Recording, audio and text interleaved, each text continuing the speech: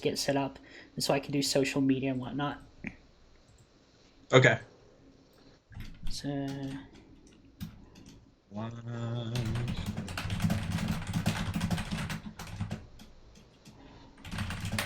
Wait, I gotta watch a commercial hold on. first. Pardon? I'm watching a commercial on a Pokemon game before you get your stream. That's Twitch. Can't skip it either.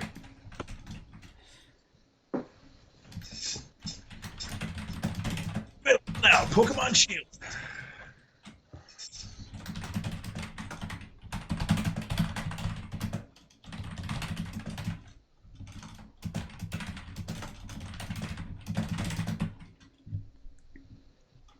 Okay.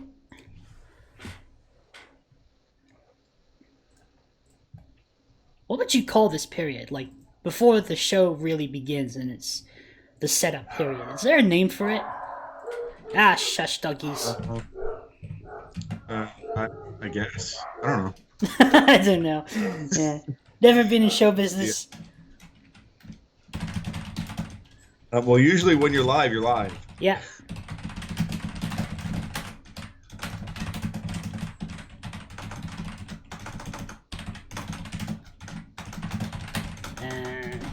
Join us for some fun with might and magic. There's usually like 3-4 places I have to promote the stream. And that often happens during the stream itself, so it's like Yeah.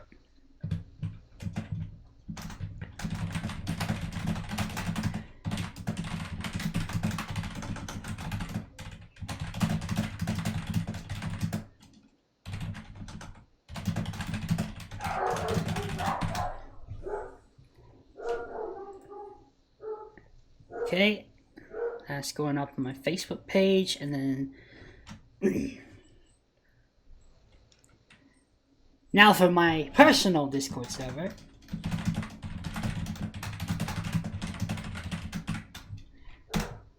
Oops, I forgot to tag everyone. There's a thing you can do called @everyone, and it basically tags everyone in the server. I think you found that out by now.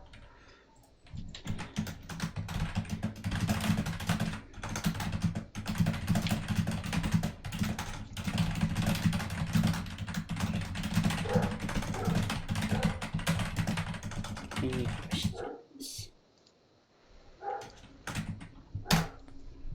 All right, feel free to post in Elwyn's Legacy too, the Discord. Now, just to give everyone an explanation of what's happening. The stream kind of looks janky right now because this is the only way we can get all the different elements of the stream running and operational. Because Discord gave us problems. We couldn't pick up the microphone or something, so we had to use Skype. Now I have to use the Skype window in order to capture Tim's webcam. And that was a process. Hey, Swazi VA, how you doing? This is my friend, Cabbage, or Napa Abridged. Dear friend of mine. All right. Napa, this is Tim Lang. He's a level designer that worked on Might and Magic. And he's game designer, thank you very much. Game design, okay, sorry. Level designer, game designer, bug tester. You did a lot of things.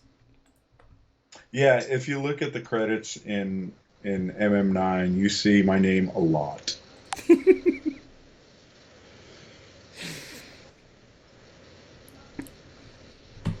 Yes, Tim and I have known each other for years. I think it was like, lead designer, dialogue, voiceover, dialogue directing, scripting, level design, testing. I think I finally had to tell my boss, okay, no, I don't want any more credits. Fine, sacked. My camera a little bit.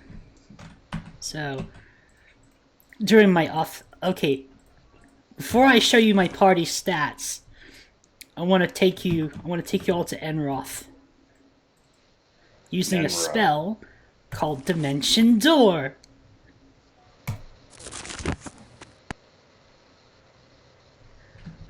Hey, Billy T. Bum, how you doing?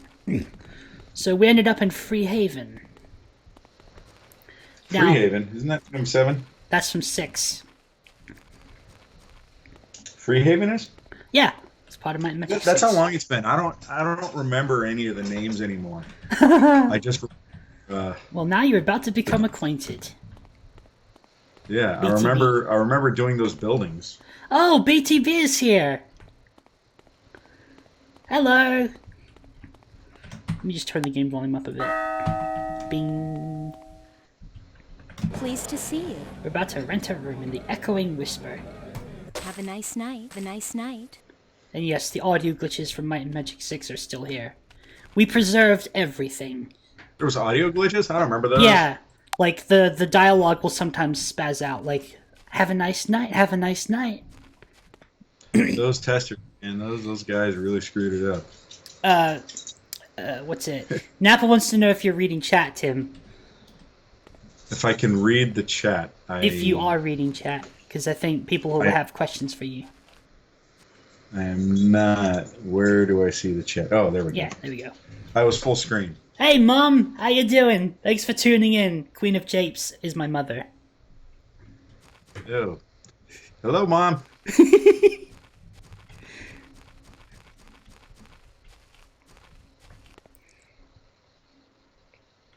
So, it took quite some work to get this stream running, but we managed it. And now you can see Tim in the flesh, I guess. At least as close to it as you can get.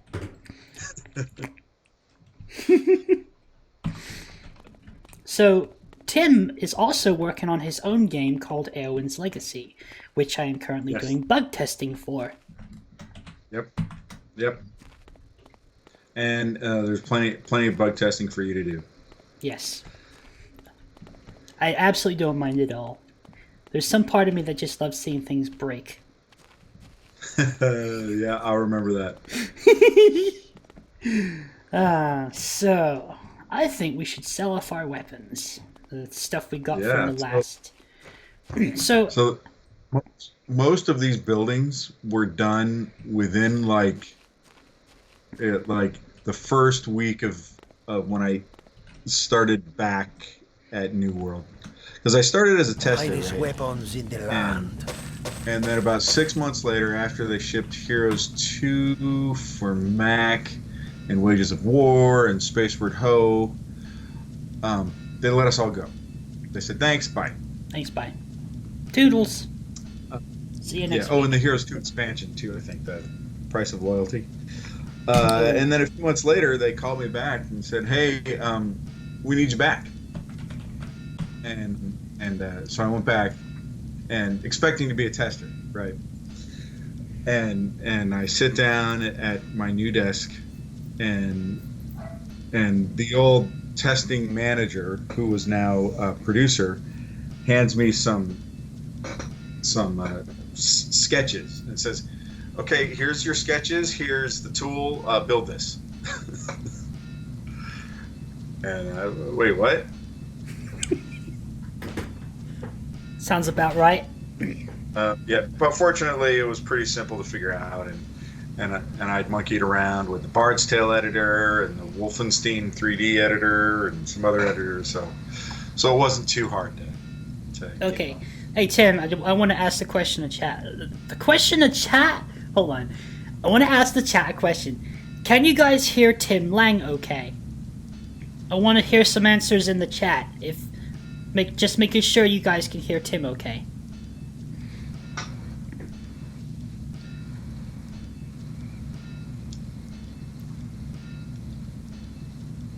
Don't you do that! I see what you're doing! Perfect levels? Awesome. Okay, they can hear you. Okay, wait, I see a question by Swayzeva. Seeing that this game is very cartoony in a certain factor, what is your favorite thing about these games? My favorite thing about these games is you guys. Like, I was 24, I think, when we started on these, and so that was a long time ago.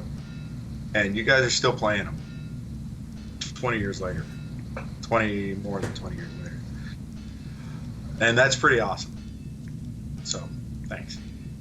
I wonder if the other devs from New World Computing realized this. Just the impact that they had. Yeah, so he's not here, or he's not of Might Magic specific, but he's David Mullick, who was the producer on Heroes 3 and Heroes 4, and I don't know if he did any of Heroes 5. AKA Sir Mullick. Sir Mullick, yeah. He just posted on Facebook about how excited he was that people were still playing Heroes 3.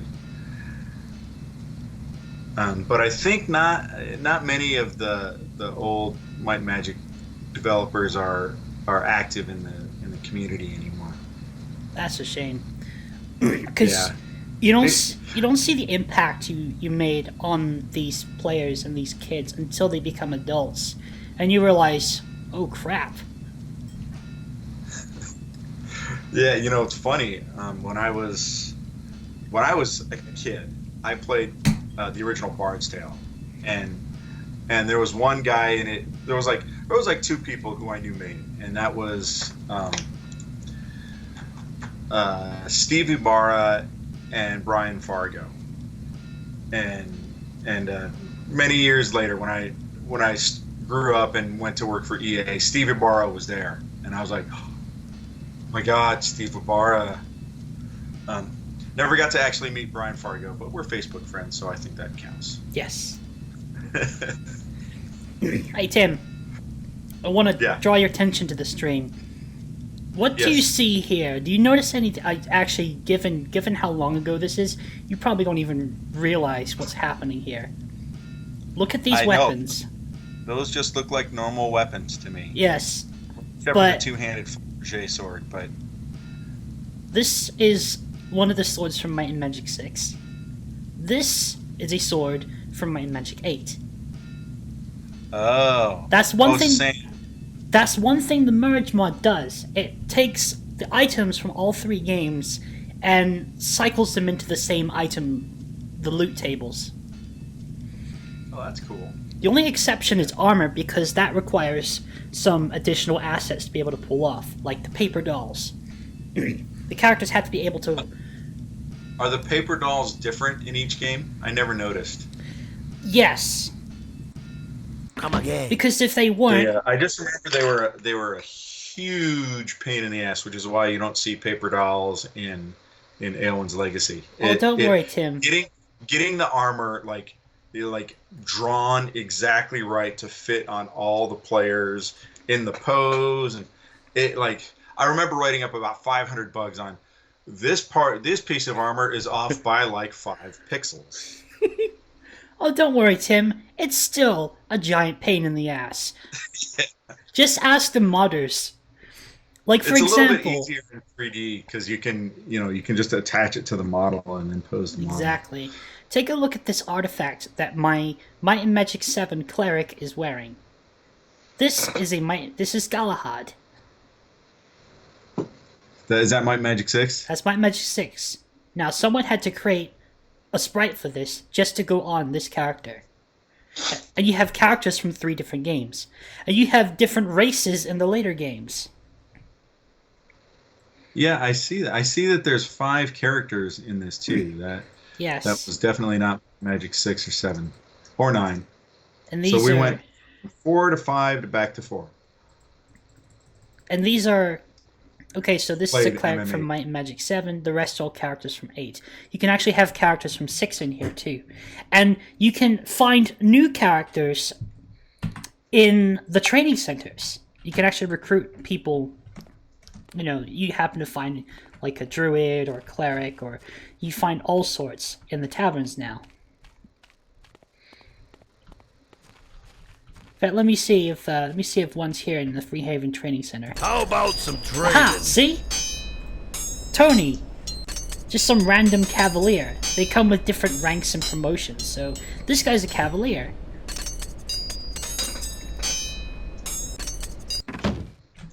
And so he's an NPC, right? He's a He joined playable your party. character. He's an NPC that can He's become a playable character. That was the 8 thing, right? There's no Yeah. more NPCs that are like, I give you 10% on your gold or whatever. Funny enough, they added that in the merge mod, as you can see here. I've got, I think the 2 NPCs I have. Oh, I see. Are for wait, there's experience. 3. Yeah, like for quest and like for quest related characters.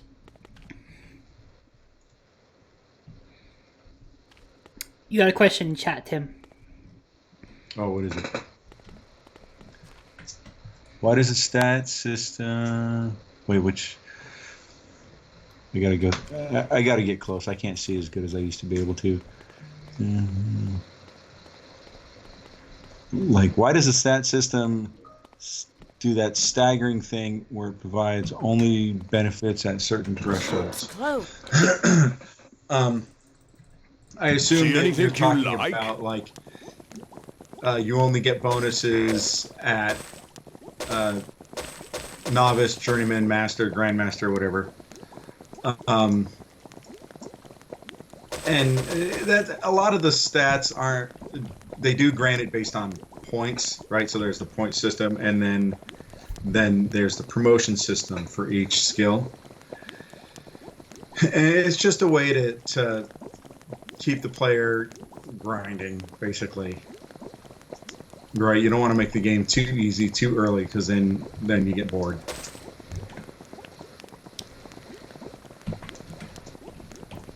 I haven't been saying much because I want people to understand this stream is mostly about Tim. Tim is a special guest, and we don't do this very often. So, and I don't want to be interrupting him all the time because he has some very interesting stories to share, Yeah. and I want to give him the time to air his truth. I don't know if you guys know this. Maybe those who've been getting into the modding do, but and maybe this has changed since the mods. But each of these buildings that you see had a polygon limit Don't of touch the 64. merchandise. So we had to create all these Come back buildings out soon. of 64 polygons or less, and that's kind of what gave them sort of that boxy look. Until we figured out that we could combine buildings together. So, like, as you go on and you see like the castles and things, Need a ride? those are multiple Hitch up the horse. buildings combined together into one building. And if I remember right, and I don't exactly, but I think there was actually a building limit for the outdoor engine too. Because the outdoor engine and the indoor engine were separate engines. And they actually had names. I don't remember exactly but what they were. But one of them was the Horizon engine. I think that's this one, the outdoor engine. And then the indoor engine, that's Castle Iron Fist, isn't it?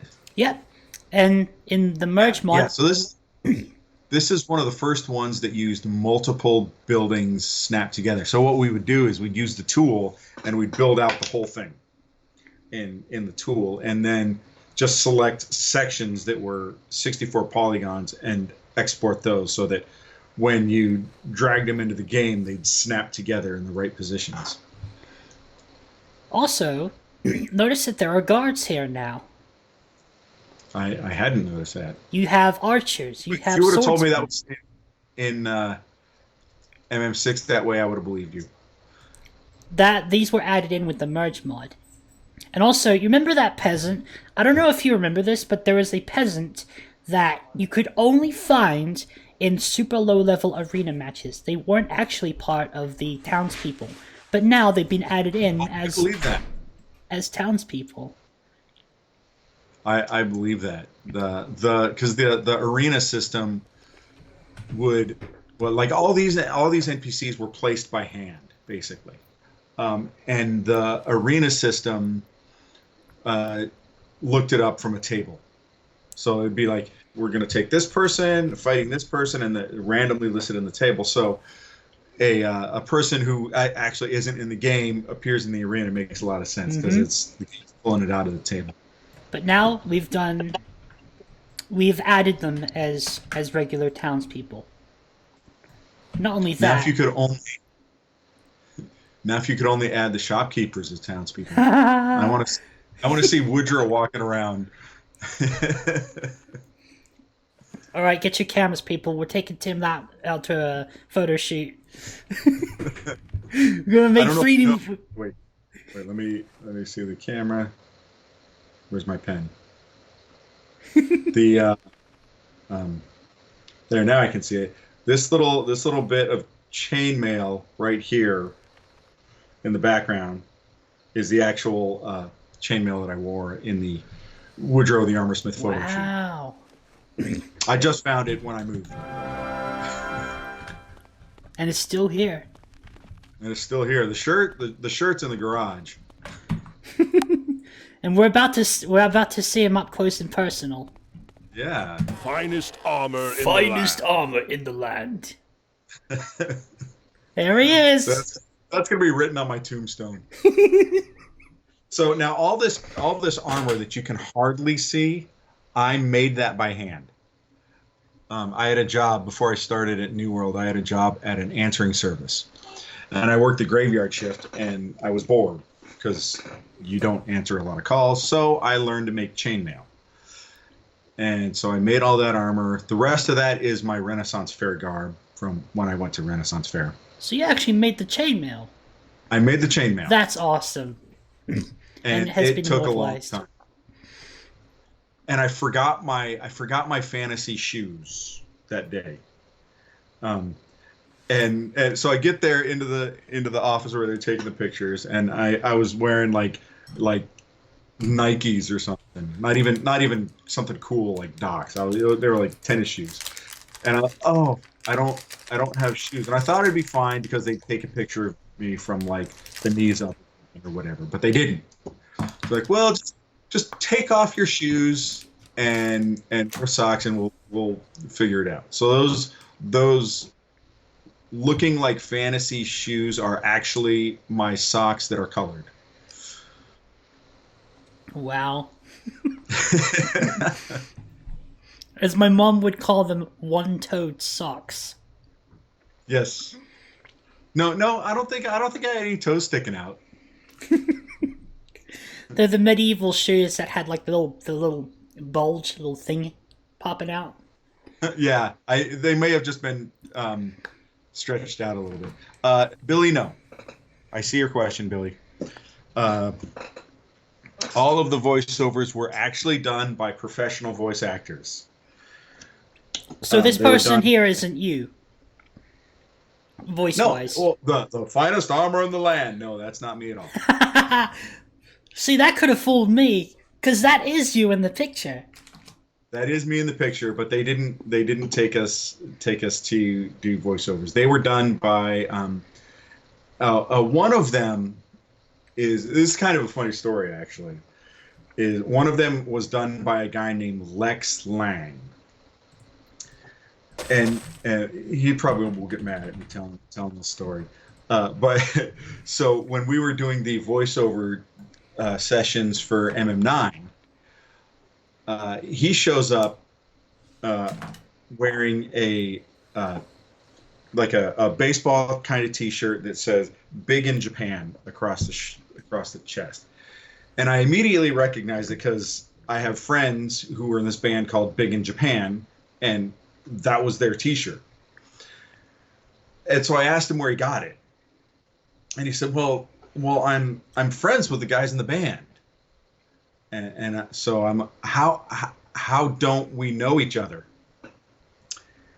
And he says, well, I used to go by Walter. And then I put it together. So he used to be the manager for my friend's other friend's band, my friend Steve, who was in a band called The Gain. They were really awesome. They're a mod band.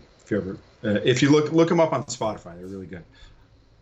So out of nowhere, this guy comes out of my past, shows up, and does kick-ass voiceovers for the game. We had a big laugh about it, and I basically what I told him was, I know you're the one who the drummer's wife punched because they got into an argument and she in the face. Oh, jeez.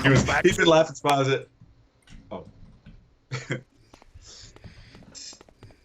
So anyway, Lex is now a high-profile voiceover actor who's worked on Star Wars and all sorts of stuff. So that's the kind of people who did voiceovers in this game. And I did some voices in Might and Magic 9. I was like the random NPCs, like the trainers and some other things. The Frost Which God got me a credit. training dude. It might have been Frostguard. I think that was in Drongheim. I was an orc. I remember being an orc. But it got me. I have a Bacon number because, like, if you do the 6 degrees of Kevin Bacon and there's like, go to the website, you'll find me in there. Ah. I'm gonna demonstrate something in the game that I think is pretty cool. Sure. So I'm going to pick a place that. Hey, Magnitude, how you doing? I'm gonna go to Blackshire. I'm gonna buff up my party. Land of Minotaurs. No, that's Kriegspire. Oh wait, let me see Blackshire again. Blackshire. Blackshire. Blackshire has all the werewolves.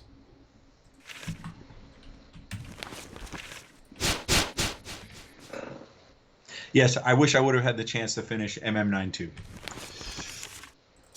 In a lot of ways, I think Elwyn's Legacy is that attempt. I hope so. I hope it's kind of like a, sort of a what MM9 could have been before it went under. Because I'd rather not be known as the guy who killed Might and Magic. You didn't kill it. It just taught it. That was not your fault. It was it was on its downfall, and it was going to happen anyway. Anybody who had been the lead designer of that would have had a little reputation hit there, I guess.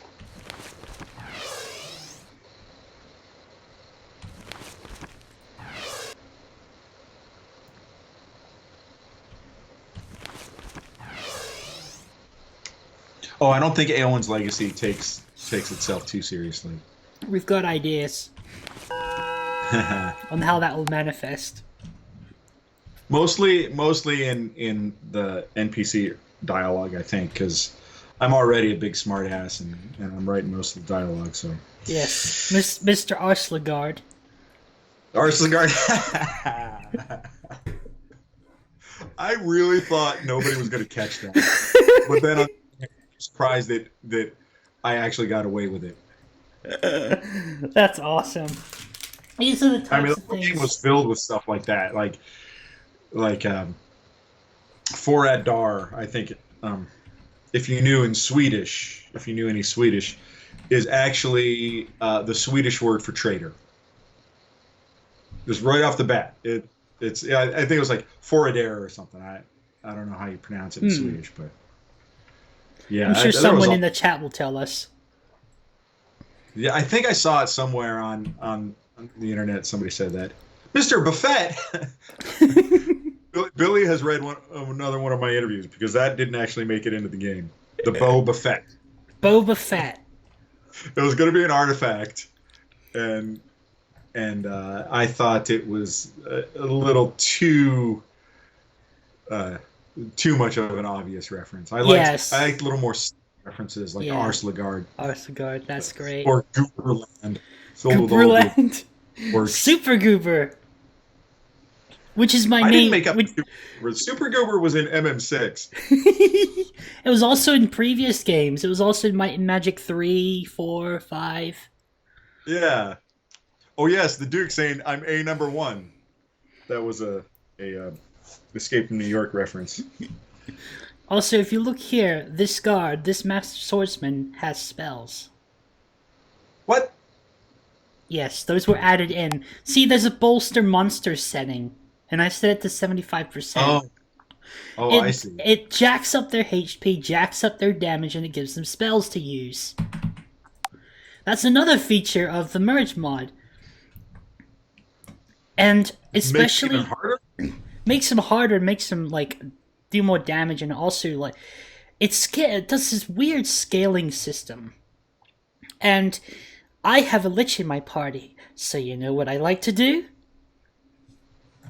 I'm about to show you. Oh, you're gonna raise some dead? I'm gonna raise some dead. And here we Wait, have. he's good? Yes. That's not his alignment, is it? Oh, flying. That was one thing I was really bummed that we had to take out of MM9 was the flying. Flying. And I think because it's so handy. every person who played the game was mad we took it out too. But we couldn't let you see us with our pants down and fly off the edge of the world. Oh, don't worry. People will do that in Aelwyn's Legacy during the early testing builds. I've done that. Yeah, people will probably jump outside of the world when they. You can actually jump outside the world in the main menu. Can you? Yes, because I wrote up a bug report about that. I thought that That's happened 2 or 3 times now since I started testing. Yeah, I gotta redo a lot of that stuff now that the final streaming world map is. Okay, now you can see just how powerful my characters are, Tim. Take a look. Wait, what level? What? I don't think I ever even made it to level 100 when I was testing the game. There are people who made it to level 200. That's really high, and we actually talked about this during development. It was like a Saturday night dinner time conversation, and we were talking with JVC about stuff like this, like, at what point is there going to be a level cap question? And he said, no, who cares? At a certain level, the stat increases don't matter anymore anyway. Or at certain levels, the putting points into stats doesn't matter. Like your 547 might. I mean, how much better is that than 527? Probably not much. No. It's probably actually not much better than 347. That's why you have skill points. As you can see, my troll has a Grandmaster bodybuilding skill of level 33. Yeah, which after 12, we stopped putting points in anything when we were testing. We'd stop putting points in after 12 because it at that point it really didn't make much of a difference to whatever effect it was having. Now, if we talk about Arms Master, it makes a heck of a difference. My troll here has a base skill, master skill in Arms Master of 25, but combined with the artifacts that he has a combined total of 46. So that's nearly 50 points of damage just added to his base total. My Lich has a combined total of... He has a skill ranking, it's a skill level of 60 in Dark Magic. That's a lot. I think I'm able to deal over 1,000 damage now. Well. So, and I'm about to demonstrate that on this poor, unsuspecting group of werewolves. I'm going to fire a spell called Dragon Breath. Oh, Dragon Breath. Dealt 763 damage. Holy crap. That's a bit And now of what? overkill. Now what? I'm going to start raising them from the How dead. much more dead did they get? Well, they're about to become undead. Wait, what's that dungeon you're right in front of? Oh, that's the Lair of the Wolf. Oh, Lair of the Wolf. That was a Walter dungeon. Walter dungeon. That was a fun dungeon. I used to grind that for Walter- experience and gold Walter all the time. Walter Johnson was the guy who made that one. And the caves, on the map, the caves look like a claw, like a wolf's paw. Okay, just to show you how broken my Dark Elf is, she has a Grandmaster bow skill of 41, 33 plus another 8 from an artifact. She can fire 2 arrows. She has plus 40 to each arrow in terms of damage, because of Grandmaster. And she has Percival. Which, if anyone... Percival does. Swiftness and Carnage, basically explosive.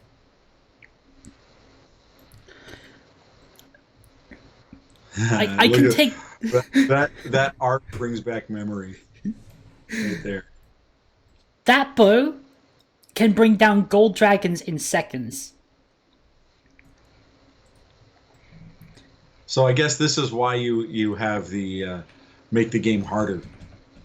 If you want. I can pretty much play the game however I damn will please, and I've even made edits to the game myself. I'm a fan of it. I've always some people always complained about people who do game cheats and stuff and say like, oh well, he's cheating. Cheating's no way to win or no way to play a game. And I always thought if cheating makes the game more fun for you, then cheat to your heart's content.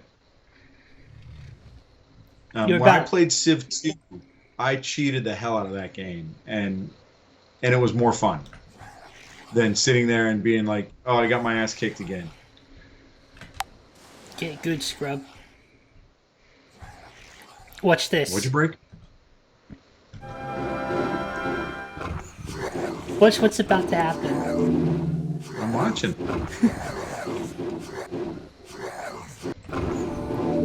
Are they fighting each other now? Yep.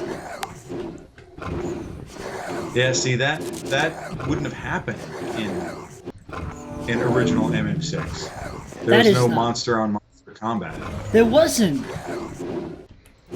That was a big deal when we did that. When we first that was one of the very first things implemented in MM7 was monster to monster combat and colored lighting. We were so excited about colored lighting.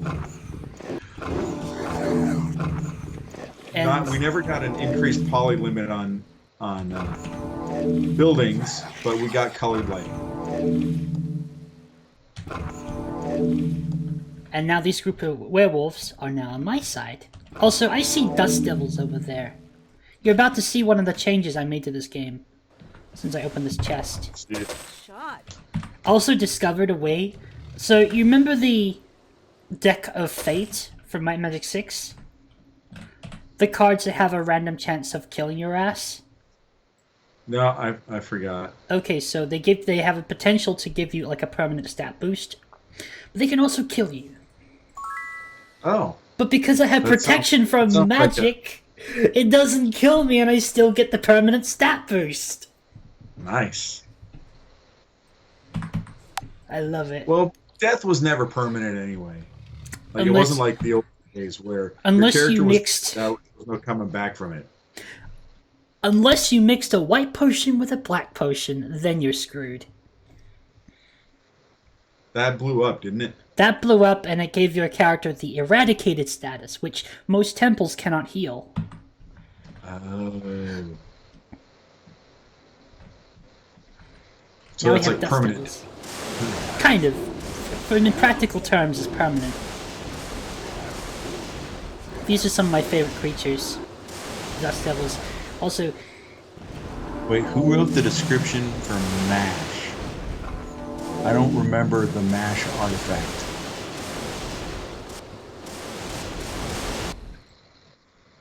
I don't have MASH Is that on from, me, so... Is that from MMA?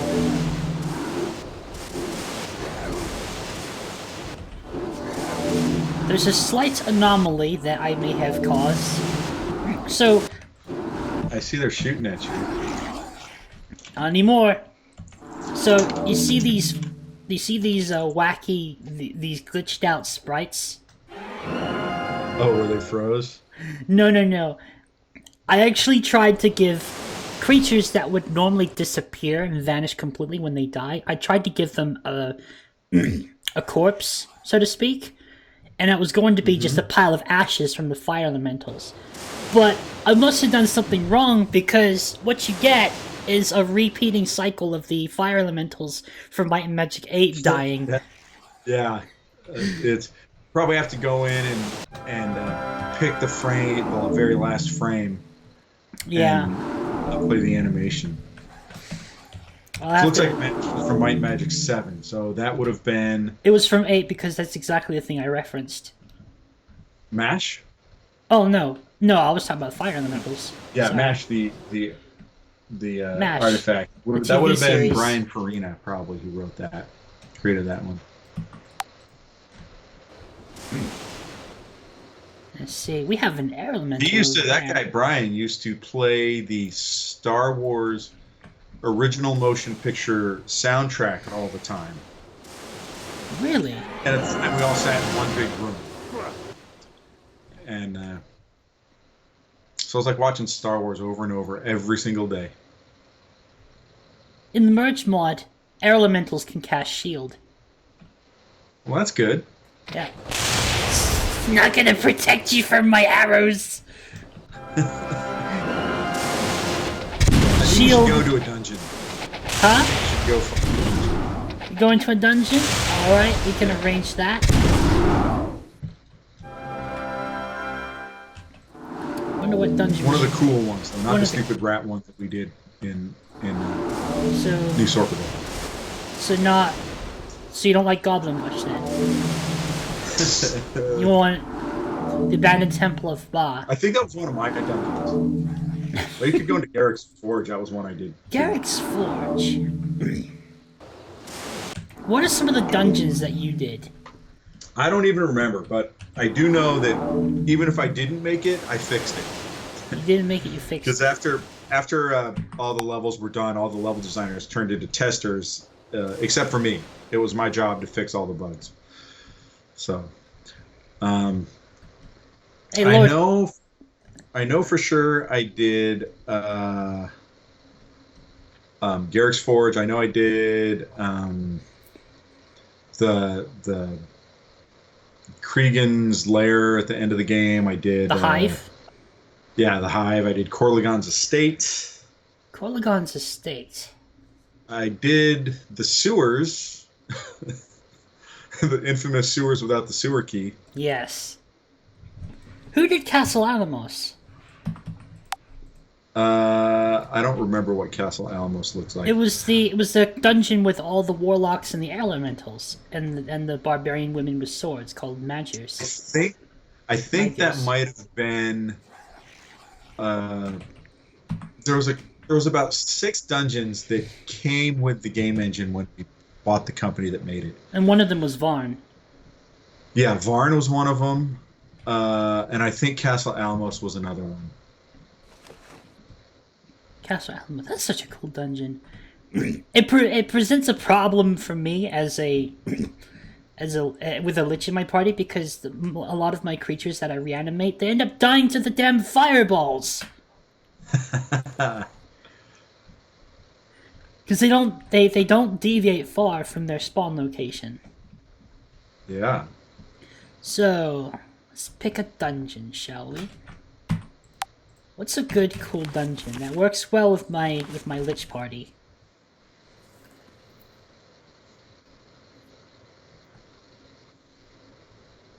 I think we'll do the Freehaven Sewers. The Freehaven Sewers. Yes. I wanted to pick a dungeon that you did. And with the bolster setting on, rats are going to be a lot more difficult for the other guys to kill. So we're going to have an army of... I have not seen this dungeon since the game shipped. Well... Since the Gold Master, when at 4 o'clock in the morning. Feast your eyes. We did it!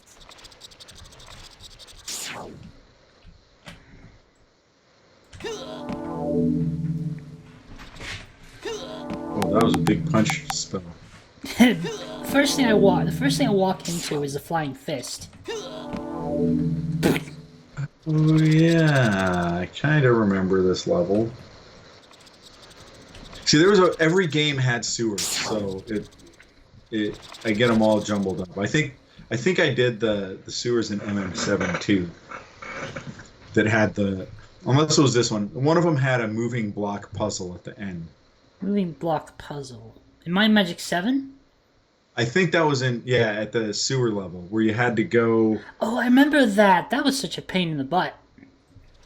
Yeah, it followed an important rule that JVC put out that we didn't follow in a lot of these, which was if you have a lever that does something, the player should see it do something. And so I made this big window, and there was like 6 levers, and you had to move the levers into the right shape so that the blocks would all line up, and then you could run across. I think you could jump it if you were clever. I remember jumping a lot of it. Like Corlegon's estate, the lever is all the way at the other end of the dungeon that unlocks the door right at the beginning. So the rats managed to kill one of the acolytes. Are the rats on your side? No, they're the enemies. I just raised the priests of Ba from the dead. Oh, you were playing with Ba. Remember the Ba people? I forgot about the Temple of the Animal Name. Ba? Well, every Might and Magic had a Temple of an animal name. Yes. So there was Temple of Ba, there was Temple of Moo, there was Temple of Yak. There was a Temple of Honk. There was a Temple of Honk. Which I enjoyed because at the time I was in a band called the Honkies. It was spelled Honkyys.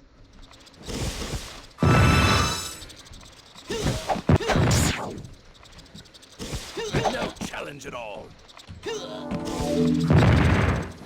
So all the priests are able to fire different magic spells from mind and body magic and spirit as well. Very nice. And what you'll eventually start to see is that the environment becomes a lot more active as the friendly troops and the enemy troops start to meet and fight each other. Yes, that was something we really wanted to do. Not necessarily raising from the dead, but that was what we wanted to do in MM9 was have the enemies walking around instead of just standing and waiting for you. Yeah. We just ran out of time for the scripting. It happens in a few of the levels. I think in the Tassar Academy, guards go on patrol and stuff. But I was the only one scripting at that point, and just didn't have the time.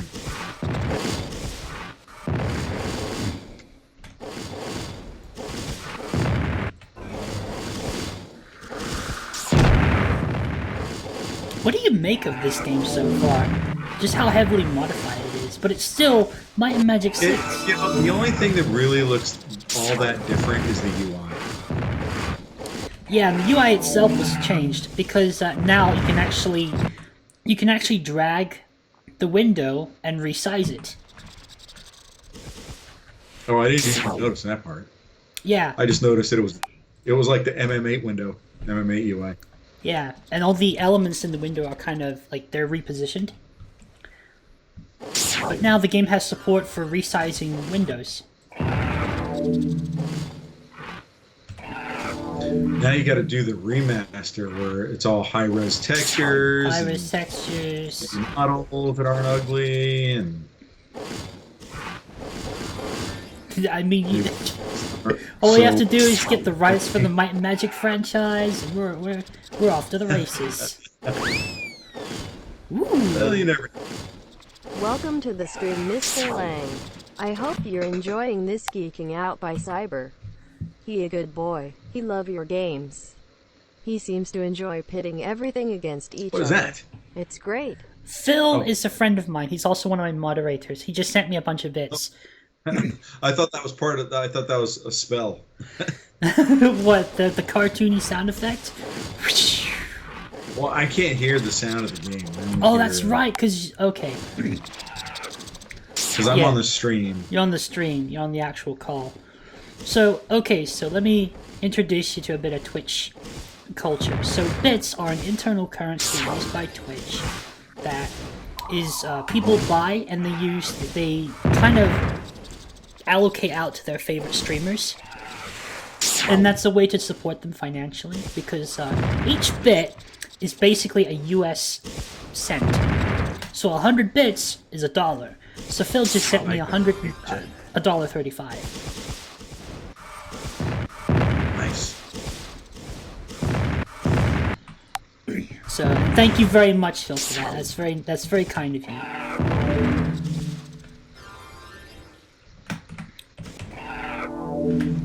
And Phil says, "Oh, it's totally a spell."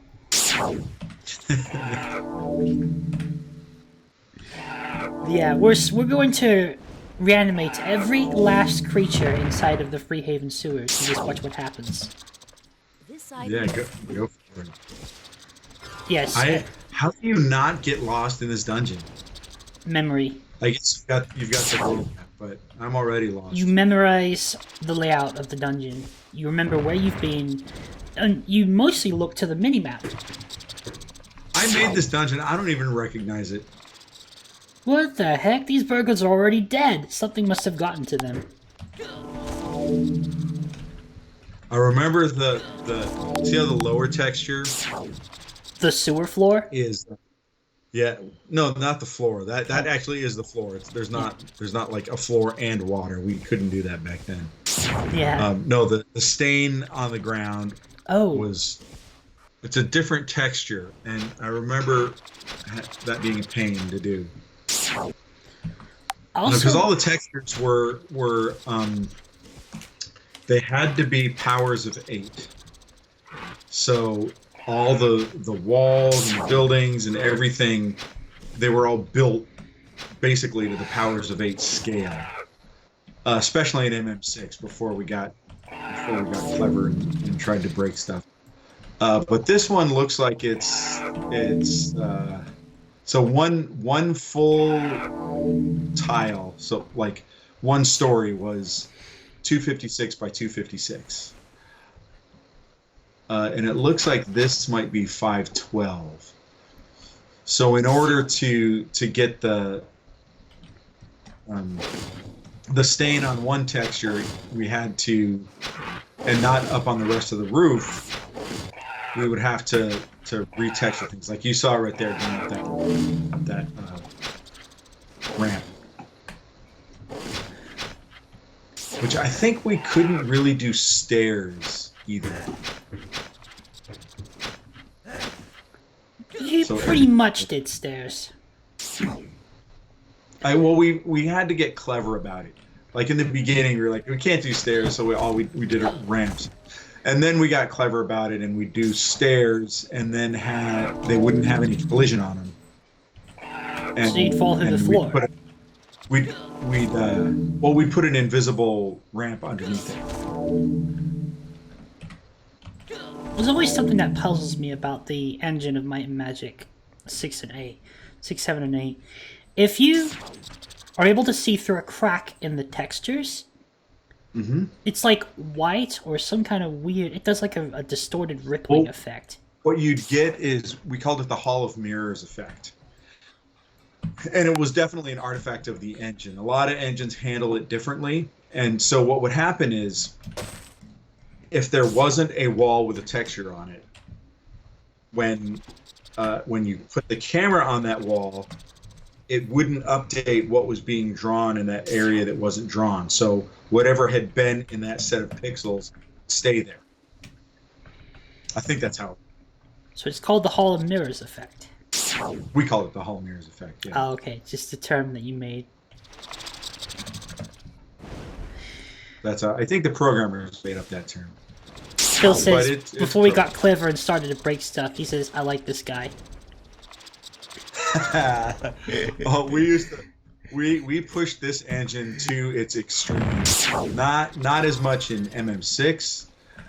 We started to when we started getting fancy, but MM7 we really got crazy with like in the outdoors with the elf village and with like Harmondale, the player's castle. Castle Hunt. Yeah, because it unfolds in different stages. Yeah, and it's all just that was easy stuff. That was all quest bits where if you solved a certain quest, you got a certain bit, and then that would unlock a certain part of the castle. But just architecturally, we did stuff that we didn't know we could do when we were making MM6. Like, I don't know if you remember the Harmondale Castle too much, but there's a lot of what do they call that? The groined vaults. And there's like a chapel room that has groined vaults. And I'm sure it makes sense if I actually saw a picture of it. yeah, it's not so boxy. Like, you look at this and it's all straight lines and squares and rectangles. Yeah, and there's no real definition to the region. Like at intersections, you can't really tell what's an intersection and what's not. A lot of times we tried to define those corners a lot better by putting an end piece there. So you see the end pieces in the houses where there's like at the edges of every wall there's like a straight line of brick or whatever. And here you don't see those. They're just the textures because it was really a pain to do. And it took up a lot more polygons, which meant smaller levels and more portals.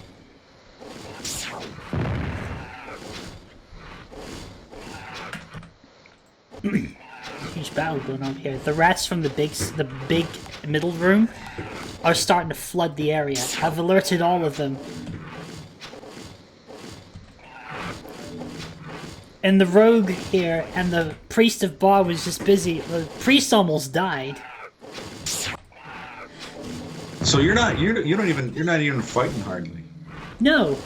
Like, I'll kill the odd one or two that get in my face. You don't get experience for their kills. No, and that's a shame. And actually, I mentioned that to Spectra, who actually is part of the team that's working on this mod. I mentioned, the players should get experience for kills done by reanimated troops. I think that's because you're not the one fighting. I mean, if anything, maybe like 20% of the value of the monster. Otherwise, you can just sit there and resurrect people all day long. But that's the beauty of it, Tim. Not put yourself. I get to sit back in my chair and laugh. There's no risk. Yeah, there's no risk. Like that's the beauty of it. That's what makes the Necromancer in Diablo 2 so fun to play. You just sit back and watch the show. Yeah, there's no challenge, but plenty of reward. No challenge. I mean, with a party like mine, you really expect any challenge? My troll has 2,500 hit points. Yeah, you guys are monsters. As you can see, Mr. Lang's cyber is evil, and we love it. Says Phil.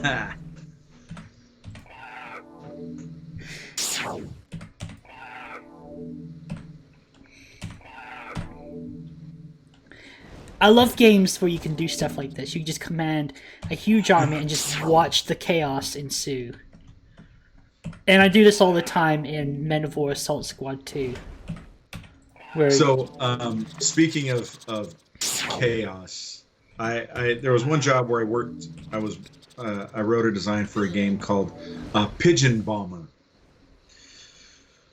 where the whole point of the game was you played a pigeon. The whole point of the game was to fly around and poop on people and then watch the chaos that they caused. And you got points for destruction. Unfortunately, kind of like Untitled Goose Game. What? Untitled Goose Game. You play as a goose, and your objective is to cause as much trouble as possible. Yeah, pretty much same thing. There's another game like that called Streets of Rogue, where it's a roguelike, where it thrives on chaotic and NPC-driven aggression. So It does this chain reaction type thing where a guy gets angry, he attacks another dude, and then he attacks everybody else, and Yeah.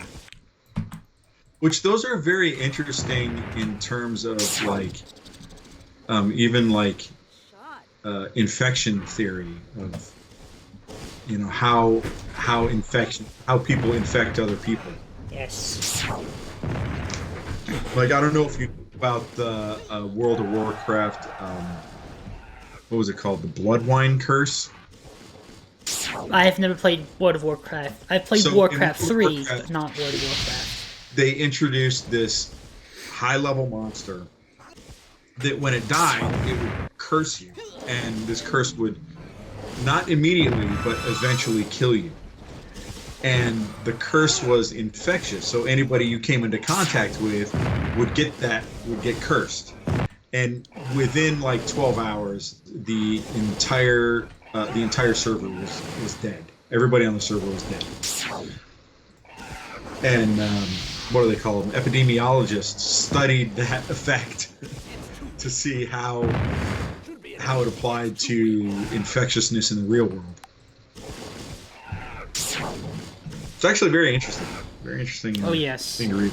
And They obviously had to get up late at night and fix it and restore everybody back to life, but must be scary to have it. Yes, we have COVID. well, it's like, you know, it's one of the worst, I guess, worst parts about being a game designer is the law of unintended consequence. Yes. Which leads to things like exploits. And Yeah. if your game is an economy-based game with other players, Oh man. like Yeah, Ultima, what was that Ultima game? Was it the was it one with Ultima? runaway inflation? Yes, the runaway inflation. Some kind of economic catastrophe that just I broke think the whole It game. was either Ultima or EVE Online. It wasn't I know EVE EVE Online, it was another game. Economy problems.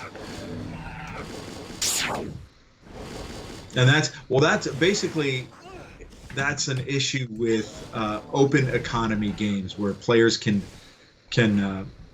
buy things and sell things to other players. Yes. And it basically what you want to do with an MMO is you have money. Like you have to imagine giving the player money is like pouring water into a jug, and you want that jug to have a hole in it. So the player needs reasons for money to leave, which is why you sometimes will see like you have to pay for healing, you have to pay for this, you have to pay for that, because otherwise you'll have too much money and then nothing will be worth anything. But if you've got a closed economy where you can only buy and sell from shops, it's not as big a factor. So, because then if the player has too much money, you just reduce the amount of money players can have or raise prices. This acolyte right here just died to a toxic cloud that was flying around in the Freehaven sewers. You remember those, the toxic clouds? Uh-huh. It just killed this guy. Yeah. Yeah. That can happen. And the toxic I know that clouds, can happen. they are incredibly strong I too. don't even remember this room. Oh yeah, there is... Okay, so guys, in Might and Magic 6, you have this spell called Ring of Fire. And in the Freehaven sewers, in this area right here, there are 2 rats hiding inside of these walls. If you use Ring of Fire, you can kill them. That sounds like a bug. No, they were put there intentionally. Rats stuck behind walls. They were put there intentionally, and my theory is that they couldn't quite... They wanted to put ambient into the game, but they couldn't do that quite well because of the game's audio limitations. Like, for example, layering the ambient of the song and the music of the song into the same track. Yes, that was... originally, the music and sound effects were were on or the music at least, the audio tracks that weren't individual sound effects of monsters and stuff. Those were played off of a CD, which was really high tech at the time. So because they were so long, they had to put in the sound effects because you couldn't have a music track, a sound effect track, and then all these individual tracks. Look at this madness, Tim. Billy, you are 100% right. That nobody likes a miracle. That's basically what you're saying there. Hey, Tim. Whenever you need to, let me know, and we'll take an intermission or a break. Oh, we're good. Okay, Good. so we'll keep going. But I think you should go to another dungeon. You go in another dungeon? Okay. I want to see you actually try to do a quest. Try to do a quest. Oh, jeez. Let me see. Let me find one that's in my Magic 6. Because I've completed most of the main story. Well, you can do it again, right? The dungeons repopulate. Oh, like, you don't mean like an actual main story quest. You mean a dungeon. Like, actually clean out a dungeon. Yeah, you can do that too. Okay. Like you're doing the quest. Yeah, okay. Let's go to a Goblin Woods. No, I'm kidding. Let's see.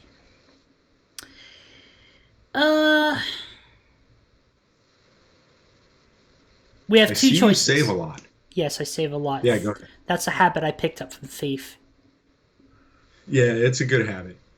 Wait, hold up. Before we enter a dungeon and clean out, Billy wants me to play Alchemy Mage. Arco Mage. Yeah, you could do that. Game. You could do that in the Might and Magic mod. You could do that in Might and Magic 6 Taverns. All right, Blackshire or Silver Cove. Your choice.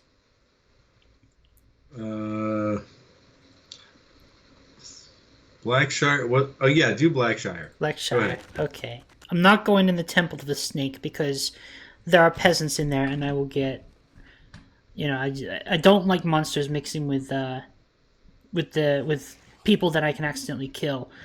Let's go into the lair of the wolf. Don't you get a reputation hit for killing peasants? Yes, you do. My reputation is neutral.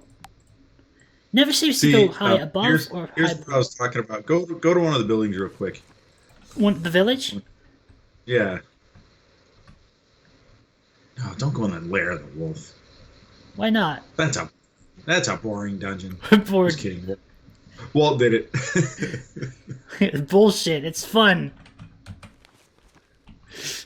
So, like, you see the edges of these buildings here, how they all have pillars? Yes. That was done to define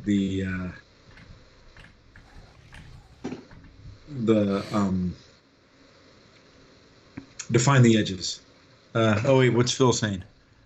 When it comes down to just this game, what was one of the favorite things you did? One of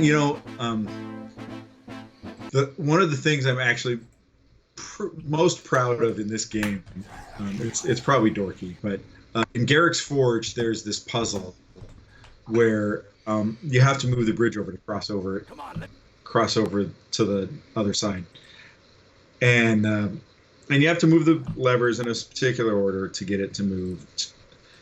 And it's kind of a dorky know nothing puzzle, but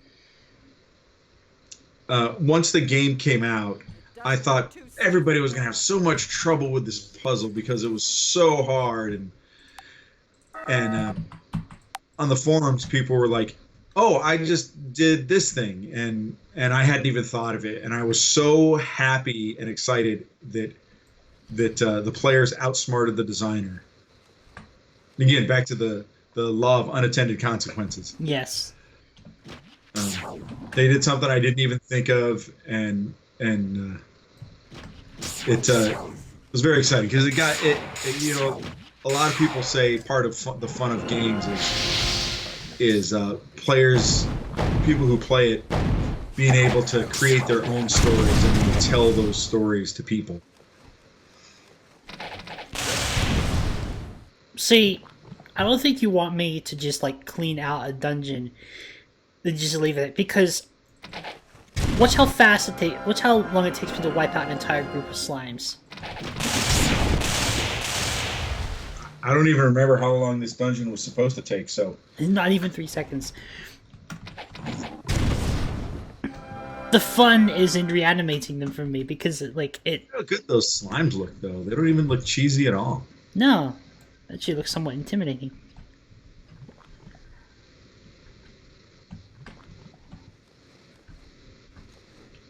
I mean, they're cartoony, but cartoony's okay. And the slimes in the Might and Magic Merge mod do something that the ones in Might and Magic 6 don't. They launch spells that actually deal damage. They didn't have spells before? They did, but they only dealt like 1-2 points of damage, and I think it was a bug. It sounds like it. Who ships such a buggy game? These testers suck. We don't need this. Hey, guys. When I was doing testing, well, I still am doing testing. What am I talking about? For Alien's Legacy, one of the bugs I encountered was some of the NPCs and the chickens in Ableton got scrambled. Got scrambled colors. Their colors got scrambled. So, I came up with a joke. I came up with an idea for a joke piece of merchandise, and that is a plush chicken, like stitched together with fabric and stuff like that, with random fabric patterns and colors, and we were gonna call that the texture error chicken. You know, I still don't know what happened to that. What caused that bug? I think what was going on was it was related to the build being a 32-bit build, and it just ran out of memory, so it couldn't load all of the textures, so it just used whatever texture it had.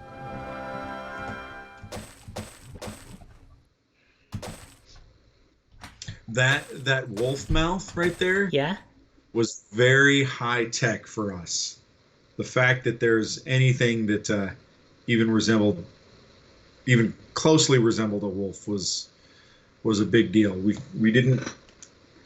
The tools weren't really designed to do stuff that sophisticated. It was done on lightweight. We had to have an artist. It's a really great design for a werewolf, I must say. No match for me. It's one of my I was favorite talking creatures in this level, game. not the actual I werewolf. have no idea. Oh, you mean the actual building? You mean Yeah. this. So if you turn around somewhere, Yeah. you'll see that right there, the entrance is shaped like a wolf mouth. Yes. That's a lot of sides and polygons. I see what you mean.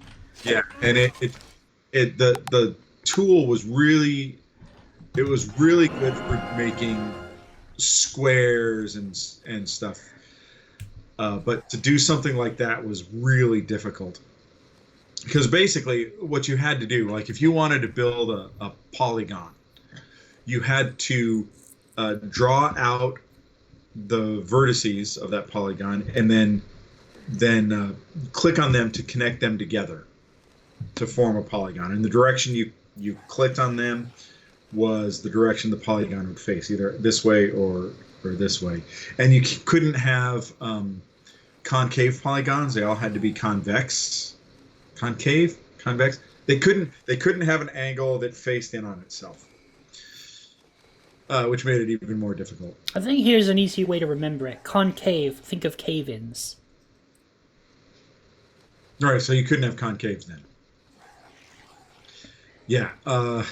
So for that particular one, there wasn't a good way to draw it. And if you wanted something to appear in the game, it had to connect to the rest of the level. So this werewolf head is physically connected to the rest of, like, to those walls. So through this black if you know mass over anything here. Yeah, if you know anything about creating like 3D polygons, they're basically like you have little objects, right? And nowadays you can create an object and just throw it in, and it's fine. But in this game, the objects had to touch the floor, and you had to cut out the shape of the floor around the object and attach it all together. So that every level had to be one entire polygon, or one entire polygon. It was a big pain in the ass. Oh, it must have been, especially with the limited technical capabilities of the time. Yeah, it could only draw a certain number of polygons in general. Like the frame rate would start crashing if you drew too many. So we'd have to separate them and modern engines have the same issue. It's just they can draw way more polygons. But we had to separate them by these invisible things that are called portals. So at every level junction, or every room junction, there's a portal. So like that, the entrance you just came through, there's a portal there. And when you're looking at, there's a portal there probably on both sides of that little tunnel. And what that did was the engine created some math so that if you're not looking in that direction and you're behind a portal, it wouldn't draw it. I actually have an experience to share about this level. So, years ago, I think when I was 16, I had a dream about this exact level. And Really? yeah, I did. I was a werewolf. Wow. And this and I woke up just outside of the lair of the wolf. I was somewhere between the Temple of Ba, the little healing place, and the little wolf. And so I went in, and I found the swordsman and the werewolves. They were having like a dinner party. They were having like a banquet. It was so strange. There was nothing hostile about the place whatsoever. It was like a banquet, like a dinner party. They had tables out, and they had chairs, and they had food. They had Share a dungeon with slime. huh? If you're going to share a dungeon, your living space with slime, you got to make the best of it, right? Yeah, right. You could also only have 3 enemies in any level, Oh yes. which I think that's a pretty easy one. Actually, 3 enemies of whatever type, you can actually and go ahead. Sorry. we cheated by giving them extra colors. So, like you see the green slime and the We don't sort need of this. tan slime and the red slime. What the heck's going on here? You see this, Tim? I'm pretty sure this didn't come as part of the base game. What are you talking about? I think there's a texture bug going on here. Oh, right there. We would have wrote that one up. Yeah. But that shows you the How am I polygon right supposed there. to know? Who knows? Yes. Shot. I don't know what's going on there. But yeah, actually, it's possible to break that 3 monster rule in the merge mod, because certain monsters can actually summon enemies. Can summon creatures. So you get a 4th type. I think that happened too That happened in Might and Magic 7 and 8. whenever we had monster summoning. Yeah, MM7 was where that would have started. Slimes are weird because whenever you kill a slime in the merge mod, it splits into 2 and they go lightning fast. What the heck? Okay, we got some weird stuff happening down here in the mini-map. There is an enemy way down there in another room. Just one of them. And you somehow managed to detect them here. And there are 2 green dots over here, which tells me that these are enemies that have not been properly processed or registered yet. I thought green dots were friends. They can also be a glitch where if you're far outside the range of enemy enemies detecting you, but they still register on the so- minimap, so they'll appear as green dots. When you get close to them, they turn red. Yeah, see, like it just happened right here. They're now red. And now this is my favorite part of the dungeon, because you remember the howls? Remember the wolf howls that used to trigger at key passages? No, I don't remember. Okay, so they spawn werewolves at certain points in the dungeon, and what I used to do, because it's a repeat, you can repeat it, I used to go back and forth and back and forth and back and forth and activate the howl over and over again, so you end up with like 300 werewolves. Yeah, there's a trigger there. There's a trigger, yes. Yeah, you hit the trigger and it triggers a script. I used to trigger that sumbitch over and over and over and over again. Man, you see how all the doors slide? The engine didn't have the technology to do rotating doors.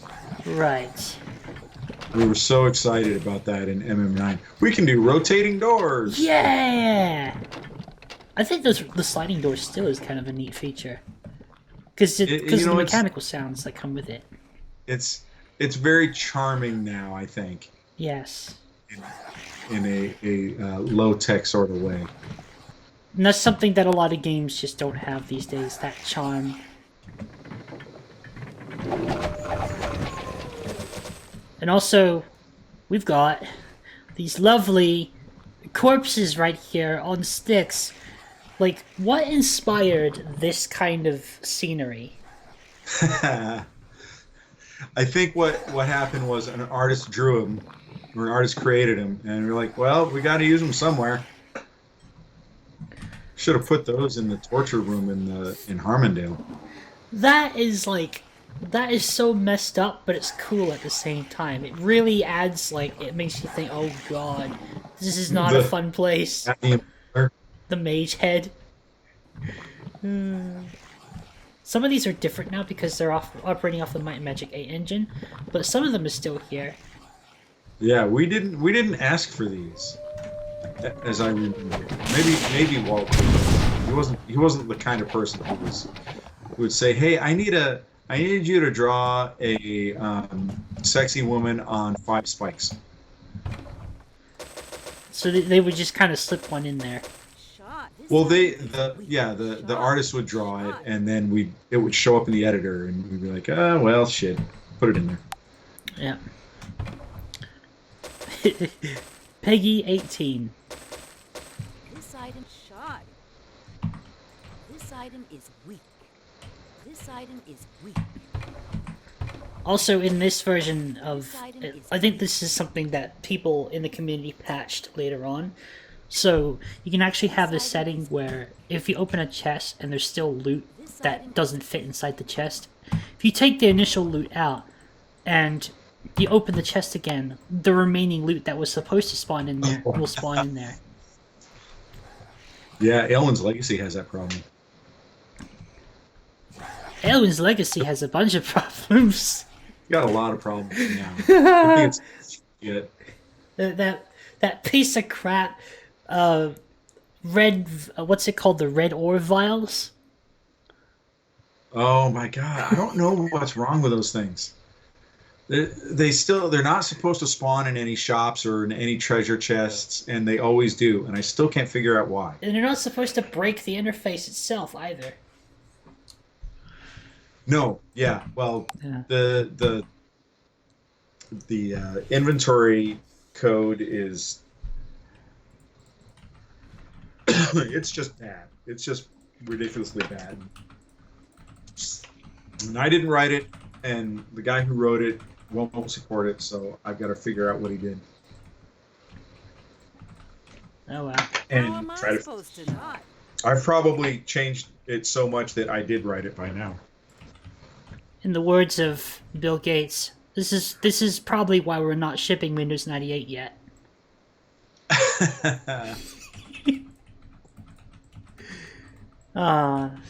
It's the same kind of thing. This is why it's better. Like, this is the problem that happens when people release games like early access. It's not finished, and there are still bugs to be ironed out. Oh yeah, nowadays, like back then, we had to be a lot more strict about what bugs we would defer or not. And these days, you know, it's a lot easier to patch stuff, so people can be sloppy. Particularly in console games. Might and Magic, I think, was probably a lot buggier than, say, the Medal of Honor games that I did. Because back then, you couldn't patch a console game at all. Making me dizzy? Yeah. You're about to see. See, there's an example of a staircase that doesn't have... The stairs themselves don't have collision. And underneath there is an invisible ramp. Well, if you just go up the stairs. Tim, you're about to witness a horror of something I always used to do. Oh, there's a horror. See, that texture doesn't line up. So, Tim, how many Yeah, I see. werewolves do you think is in that pack? Holy shit. A lot. I actually counted. One time I did this, I recorded a quick video for YouTube. I actually counted the number of werewolves, and I think I got 132. That's a lot. Yeah, imagine trying to defeat them with a party that's at their level. Yeah, no, I don't want to do No. that. That's actually, I would call that a bug. Why is it a bug? Because it's basically a trigger that you're not paying attention to, or you're not paying attention to how many times, as a designer, you're not paying attention to how many times that trigger triggers. And Hey, comic is yeah, like this was something that we did in Medal of Honor, which was, you know, if you left an area, you hit a trigger that would delete the monsters behind you, or in this case, the enemy soldiers, and then you turned around and you hit that trigger again, it would respawn them. So I would rather have it a cap on the number of monsters that it could spawn. Because if, like you're saying, if you're a player who's playing at the proper level and you're not super overpowered like you are right now, and you go in and face 300 werewolves and die, and then, you know, it's just, you'll get frustrated and quit the game. Look at my muscles. Look at these muscles. Look how buff I am and how puny these werewolves are. Now watch me wipe them all out. You got a license for those guns? That took 3 seconds. That I still see them here. There's a few left. Oh, That took my screen is laggy. Yeah, if you have to restart the stream and it'll fix the latency issues. But that is the magic of having a bow that has carnage on it. Yeah, that's pretty gnarly. Now we get to loot all of them, and they give you rings. I mean, you are level 720 also. Yeah, so. actually level 1285.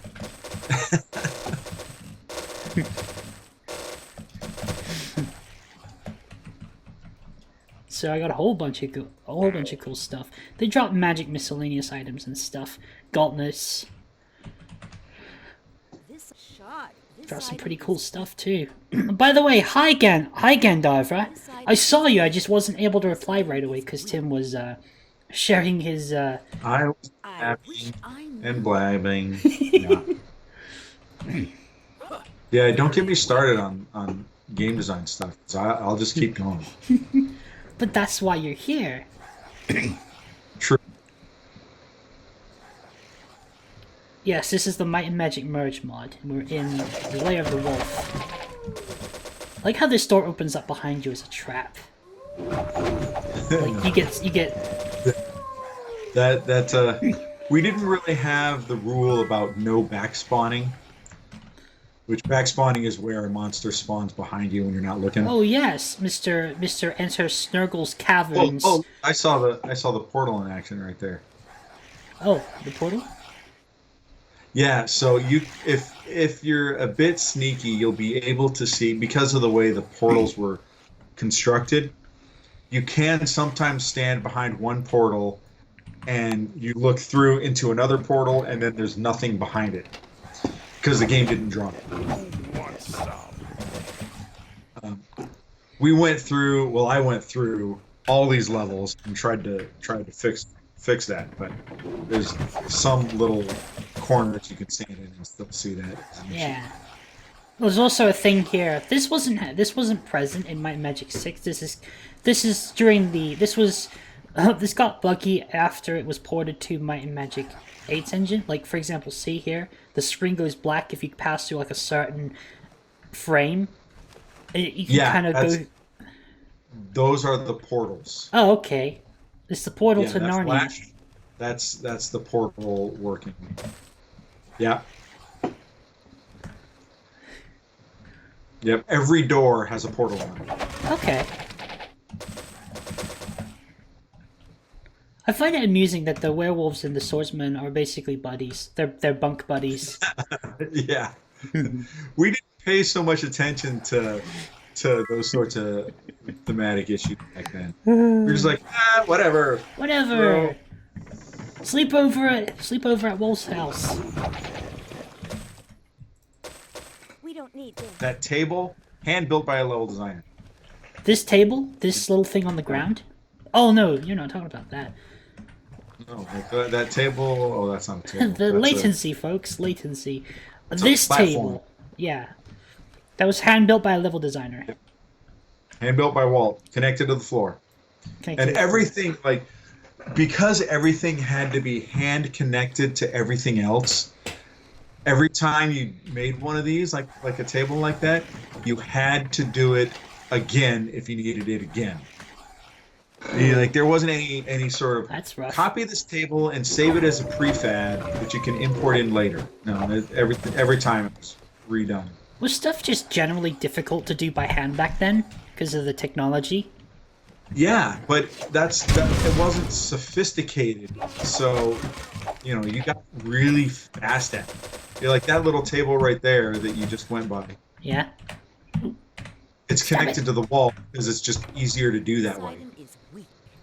I found a chest full of weapons. Yeah, and all the chests were connected to the walls Shot. most of the time. This So item Yes. rarely did you see. You free find the stuff. odd one floating around in the ether. Shot.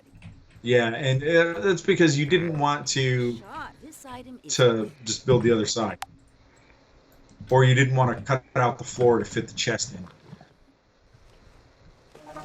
And so, like, as far as the game is concerned, that chest is just a wall.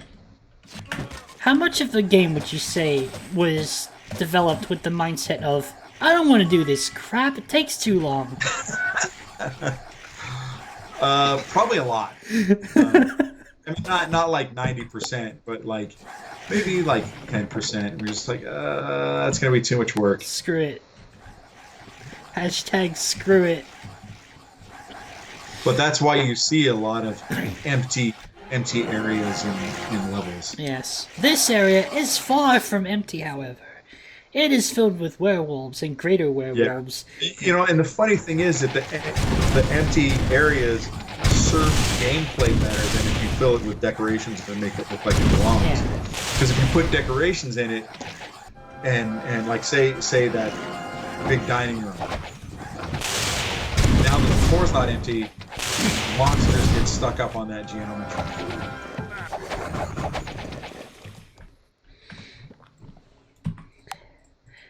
I still like just the overall, just what you guys have done with this game. Also, I blew myself up.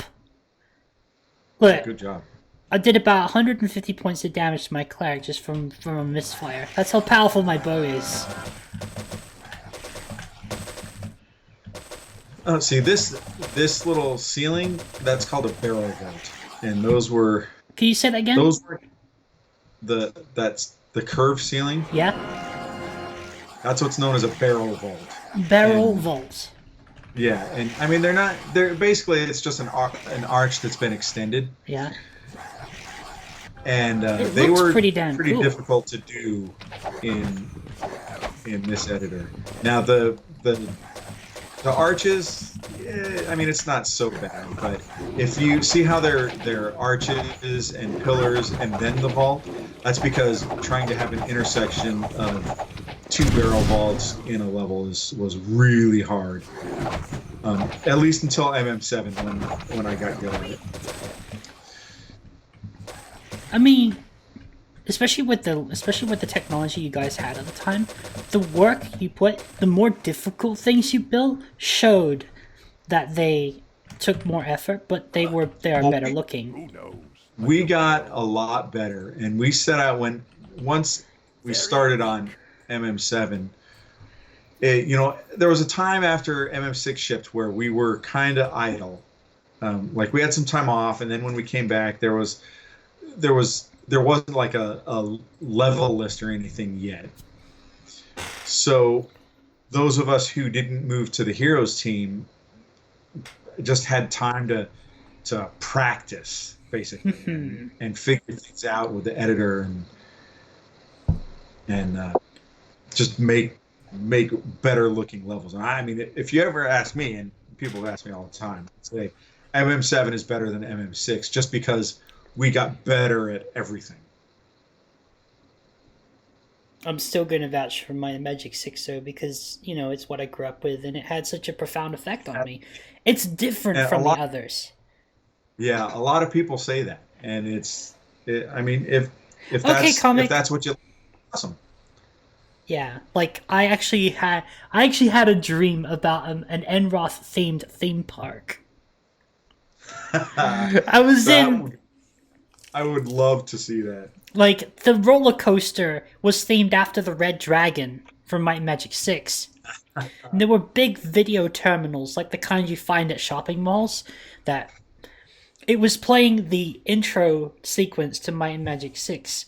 They came from the depths of the void. And it's such a surreal experience. And I talked about this with another streamer who's also a huge fan of Might and Magic, and we just nerded the hell out for like 3 hours or something.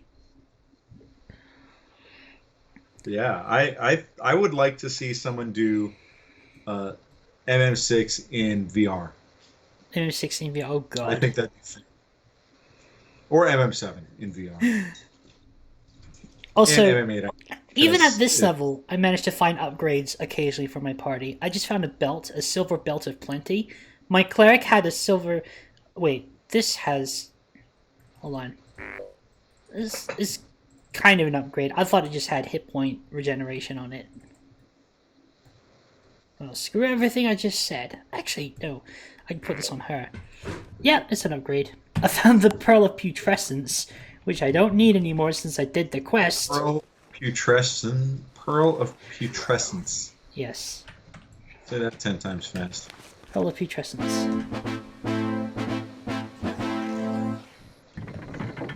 Not to be confused with the Pearl of Purity. Right. Oh, this was a fun dungeon. It was a fun quest too. And it made me, like, the ghost I loved the ghost characters in this game. The ones that are stuck in the wall. Like Sir John Silver or whatever his name was. Don't remember. Yeah. But it was probably an effect of the spawning system. Pardon? Check. Sure, it's probably an effect of the spawning system, like checking to make sure that when you spawn a character into a position that it's a valid position. Yes. This item is weak. This item is weak. Ooh, I found some nice loot in here. I wish I knew. Very weak. Remove curse. Very weak. Dragoning place of defense, like plus 58 to armor class. Armor class, a special effect, armor class plus 23. So you have a plate of armor that is 80 plus 81 to armor class. That's insane. That's pretty good. Yes, this is a Might and Magic 8 item. I have, like, mostly artifacts equipped on my characters. which is partly why they're so powerful. That's very end game of you. Huh? That's very end game of you. Oh yes. Like, that's what happens when you're at the end of the game. Especially when you spend hours grinding Paradise Valley, Land of the Giants. And I usually go there for experience more than anything, because I want to level up my Lich. Because I like having a whole lot of spell points so I can reanimate all the creatures in Emroth and other places. Right. Is that a bed? Is that supposed to be a bed? Right here? I can go This check. thing Let is- me look. I think there's a bed, yeah. Like a straw bed. It's probably a bed for the werewolves to sit on. I hit space, and my cleric decided to go, I'm gonna open that chest. Way off to the side. Everybody got blown up. That's weird. I don't know. Yeah, I think that's Powerful this is. that's the sentient werewolves building beds for themselves to make their life in the dungeon with the swordsman more comfortable. Yeah. You'd have to ask Walt who made this dungeon. I found an artifact called Hell's Cleaver. Oh, that's cool looking. Wasn't expecting to find an artifact in this dungeon. Well, you're playing a hacked mod, so.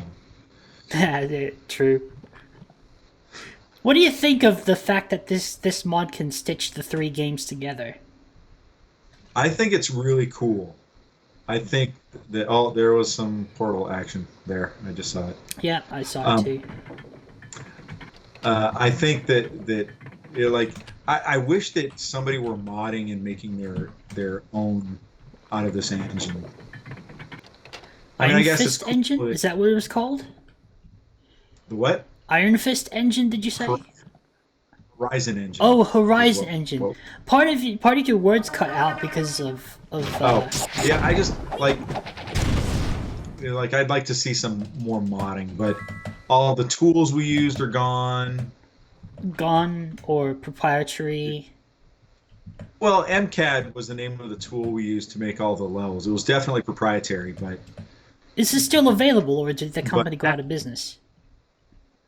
well, if I had a copy of it, I'd probably accidentally leak it. But it's gone. It's gone. when we left New World, we didn't take anything with us. Oh, that's a shame. Even like I had a stack probably this thick of all of the levels, written on paper of all the levels I did, and I threw it away. Just You shouldn't trash. do that. and now I think that It's coming they to would bite be you. pretty cool sorts of collector's items or dare I Never say throw museum away your old pieces. stuff because you never know when it might end. Well, it's like I'm cleaning out my desk at my job. Yeah. I'm not particularly happy about it. So, who needs I this would crap? I would happily back up all the versions that you send me of Aelwyn's Legacy, but I can't because of the storage limits on my computer. Otherwise, Yeah, I well, would. I'd start backing So up versions. I have this graph paper here. That's all the hand-drawn areas of levels for Aelwyn's Legacy. Like this one is the red ore mine. Huh? That I don't know that Ooh. you've seen this dungeon yet because it's Probably it's not. currently not built. But it's funny. I also have. Well, if it's not built, most people probably have not seen it yet. Yeah, well, it's not that it was built. And I had to take it out of it. But I've got the levels for Zombie Gauntlet Live that we never finished. Or I never finished. You know what we I got need to stuck see? on You know what we see more of, Tim? Huh? You know what we need to see more of? I think this will make people really happy. These old instincts that you brought over from New World Computing. These old designer instincts that come into play, and you just, yeah, this clicks. This is familiar. Like, with Aelwyn's Legacy, it could be a really interesting experiment to see just how much of your old instincts you can use still today. They're still there in the level design world. When they're not as strong, I guess, as they were then. Not Yeah. as exercised. But they're not gone either. Yeah. I I still find myself making corners in hallways, like this corner right here. Yeah.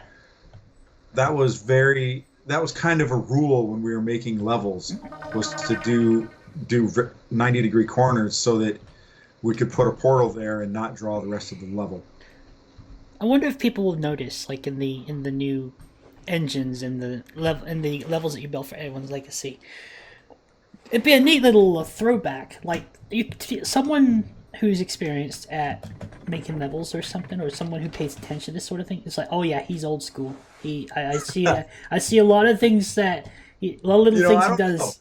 I don't know if like when I'm playing games, like when I was playing Might and Magic Legacy, I didn't notice anything particular with that sort of like, oh, this could be a Might and Magic level, or this is an old school level. I think I'd have to see like the way this level looks.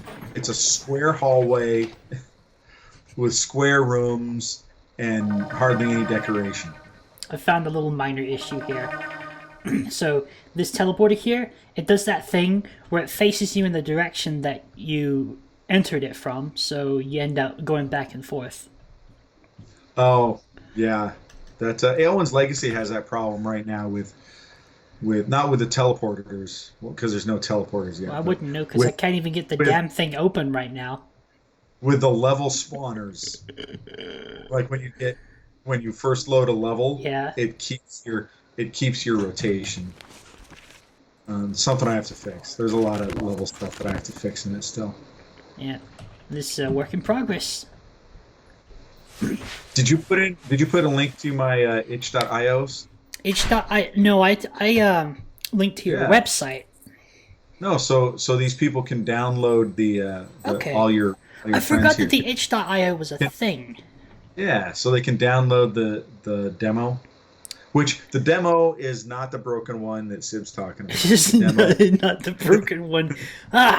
Fresh off the oven, hot off the press. Get yours today. The version you say is you can't run it was just a test build to test out the streaming terrain. Sorry, I had to cover your face for a little bit just so I could pull up the website, because it's a display capture. So I forget what the website. It's like dungeonbyte.com. Oh, wait, itch.to/dungeonbyte, something like that. I don't know. You can go to aelwinslegacy.com and find it. Yeah. AEOLWYNS. Oh, you got it there. See, yeah. Dungeonbyte.itch.io. Tell us about the reality of being an indie game developer, and just how much that we rely on community support. So, I have a job, and it's not being an indie game developer. So that should tell you right there that you know, if something in my day job happened right now that I would have to fix, I'd have to stop and I'd have to go deal with day job. So that's the first reality of being an indie developer, is it's actually somewhere between a hobby and an obsession.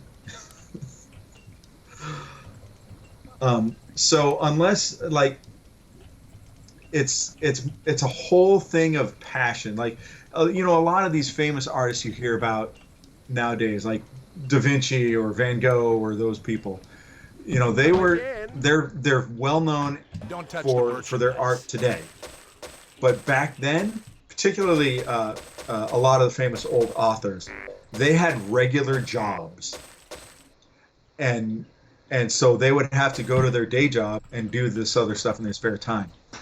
And being an indie developer is a lot like that. I mean, you guys all know about the Might and Magic stuff, and if you see the Aelwyn's Legacy, you'll probably think, oh yeah, he's got a team working on it, and it looks pretty good, but it's obviously a little buggy, so it's not EA quality or something like that. But the reality is, it's me by myself in my spare time, spending my own money out of my own pocket. And he's put a lot of money into it. I can tell you that now. Well, I mean, not like tens of thousands, but maybe a few thousand. That's still a lot of money, especially these Yeah. days. Yeah, it is, and I'm fortunate that I'm in the position where I can even spend that much. I mean, Yes. there's a lot of developers that I talk to on Facebook Don't touch the and merchandise. am friends with who would Thank you, kill to be in the Kendava. position I'm in, where Come back. I've done I have a reputation that I can at least fall back on. You know, where like I can do this stuff with you because you know my magic. Shall we mix Yes. another? There's a lot of indie developers in the world who don't have that. So I mean, they may be making great games, but they don't have that reputation. Like me, And- I'm working on an Like animated you and your Uniques on Uniques United. Yeah, There's another, it's a great thing, but it just doesn't. Nobody knows what it is yet. yeah, and that's exactly. I know the how problems frustrating you it can get be. into Are the issues that indie developers have. And I know You're how like- much money I'm going to need for this thing in order for it to succeed. I'm going to need hundreds of thousands of dollars, and that money's Yeah. going to have to come from somewhere. Right, and it's so I used to work with this guy Tom, and by work I mean he used to help me out with what's now Dungeon Byte, what was Brap Games, and his day job was that he was a recruiter for the game industry. So he was able to hit the schools, the game schools, and say, hey, you want to get some experience working in the industry? Come help out. You know, there's no pay involved, but you can at least help out and build models or do what you do. And even those guys who were excited to work for free to just get experience in the industry and get something on their resume, the reliability of them was shaky at best. You know. That tends to happen with volunteers. I've led volunteer teams. Yeah, volunteers is probably a better way to put it than intern. They do the same thing. They, in their spare time, they'd be making this stuff, and they either didn't have the passion or they didn't have the time to devote into I need your help. making like a model for a game.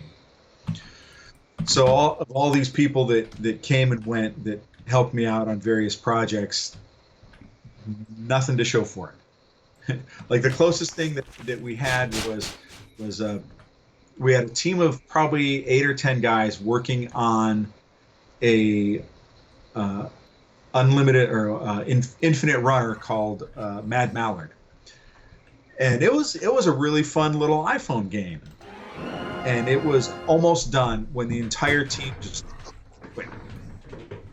The same thing happened to Children of the Void.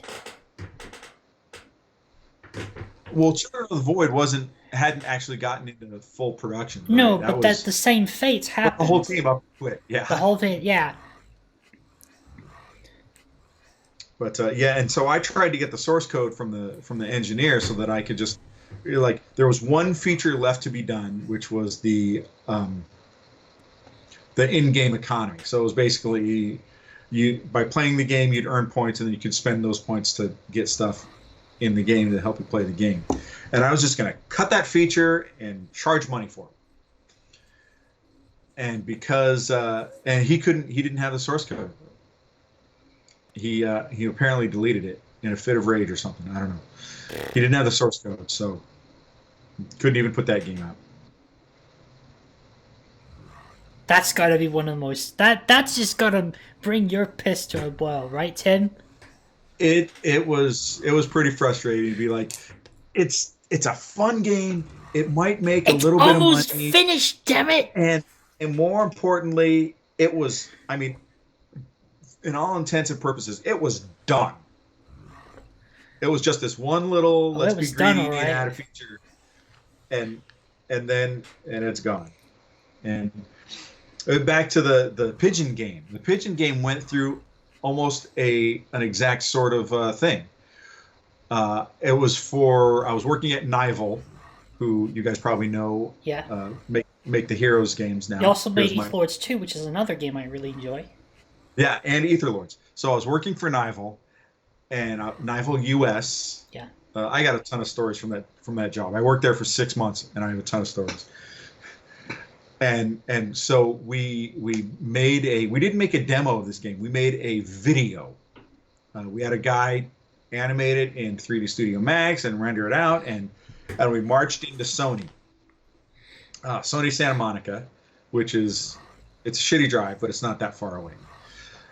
And we had a meeting with a bunch of guys. We showed them the video. I talked about the game and talked about the design, and I was with the marketing guy, and he talked about our marketing plans, and they said, we love this idea. We love it. We want to pay you to make a demo. You can have access to any Sony resource that you want. Our music library, okay. Our music studio, sure. It was like any developer's dream, the kind of support that Sony wanted to give us. It makes you think. Wait, what? Wait, you're kidding me, right? This. Yeah, Hey, yeah, and so. or as the Russians would say, is a funny joke, yes? Nival is Russian, by the way. Yeah, I know so that. we're like high-fiving each other, saying, "Oh, this is great. We're gonna." Hey, this is gonna be Spectra! huge." Hold on just a second, Tim. Welcome, Spectra. You're just in time. Spectra. Yes, well. Yeah, big Might Magic fan. Loves watching the stream. Hi, Meet Tim Spectra. Lang.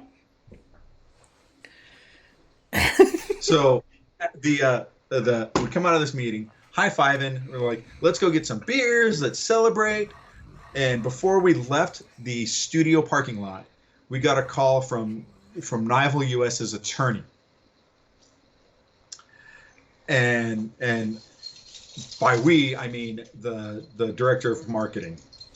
And he's on the phone. He's like, yep, yep, okay, yep. And I could just see his face. Like he had been just, okay. It's Yeah, okay. never that simple, guys. You should know that going into Okay, game fine. dev. And then he said, okay, so, and I was like, well, what'd she say? Did you tell her about the game? You tell her about how the meeting? He's like, yeah. The studio shut down. So there's not going to be any of this. And we get to keep whatever equipment that we were using, but we're not getting any severance. We're not getting our last check. We're not getting anything. Next time on You've Been Pwned. So this is it.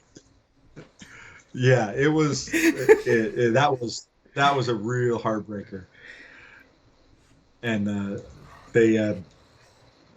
I tried afterwards, after the studio shut down. I said, well, let's go back to Sony and say we still want to do this, and let's get some people to do it, and without Nival, and nobody was interested in it anymore, and that was the end of that. It's like a sick prank. Yeah. Ah, Yeah. gotcha. We're just kidding. You can't do all this stuff. We're not interested. Yeah, it was like a Cartman prank. Yeah. And that was a cool job. That was such a fun job. I miss that job. All I got to do was think of great, funny, fun game ideas and pitch them.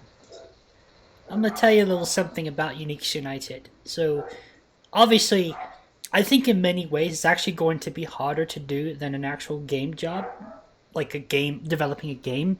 Because in game dev, if you're an indie, you can sort of get away with certain things. Like, you don't have to have all the money in the world. You can operate on a very limited budget. You can still get updates and things done with the tools that you have and the people that you work with.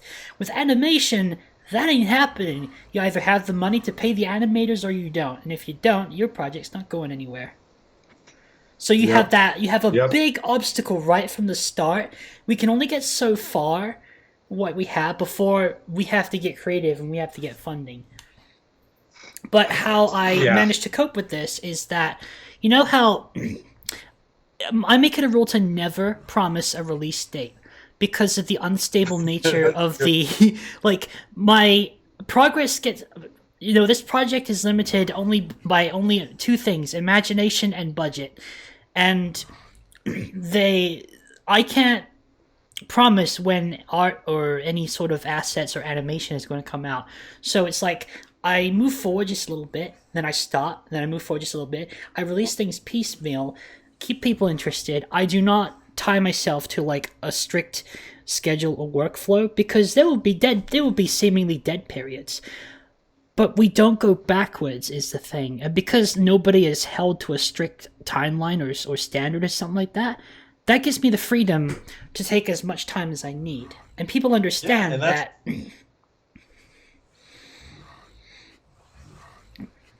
That's what you got to do as an indie developer. So I do have a plan to make it work. It's just I need to be patient, and everybody watching who's following the cartoon project needs to be patient.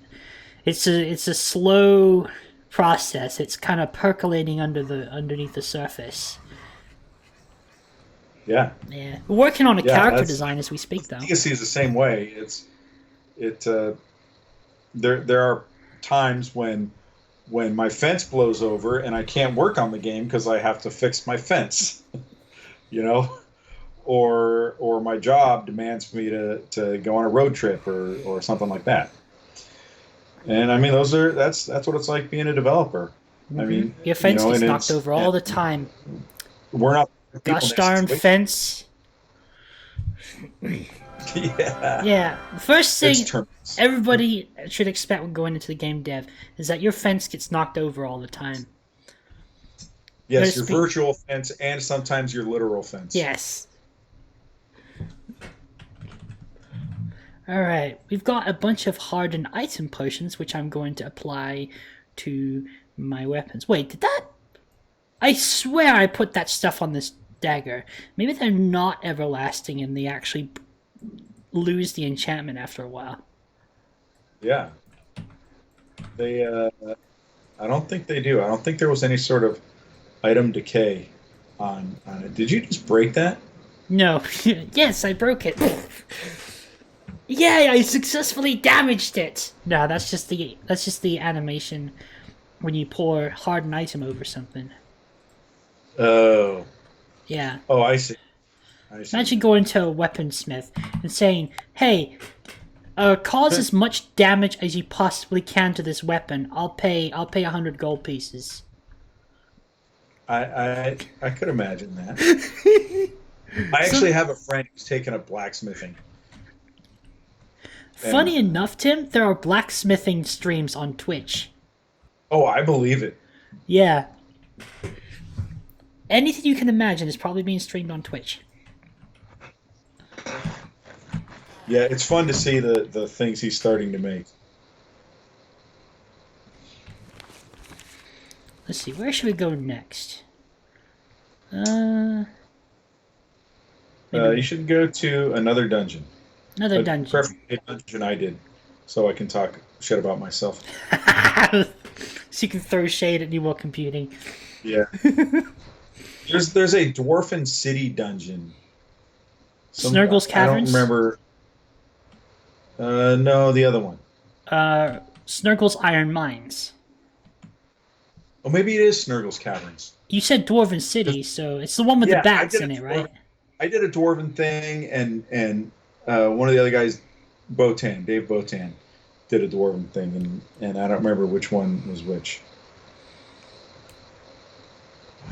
Actually, it's just as well that we're thinking of dwarves, because we have to get Snurgle's key in order to access the last room of the dungeon, so we're going to hit up both places.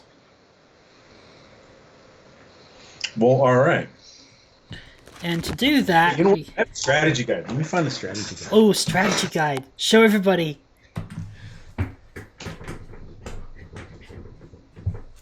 No, not Stone City Spectre. We're talking Might and Magic 6. We're talking either Snurgle's Iron Mines, or we're talking Snurgle's Caverns.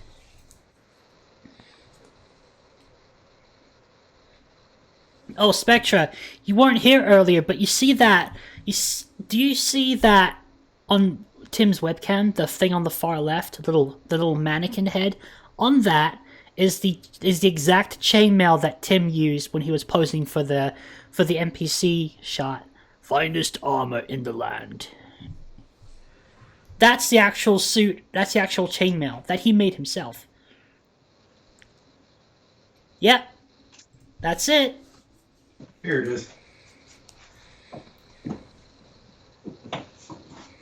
I have a Might and Magic shelf right here. I forgot. Ooh.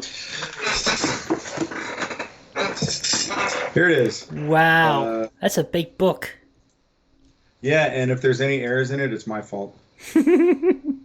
Agar's Laboratory. I think I did that one too. Agar's Laboratory. Oh, that was fun. Magic? What magic? There's no such thing as magic in Agar's Laboratory, because it all gets dispelled by the maddening eyes. Caves of the Dragon Riders. Wow, that's boring. Center. I didn't do that one. Dragoon's Caverns. I remember that name. Yeah. Look at the chat, Tim. Someone wrote a comment. What is it?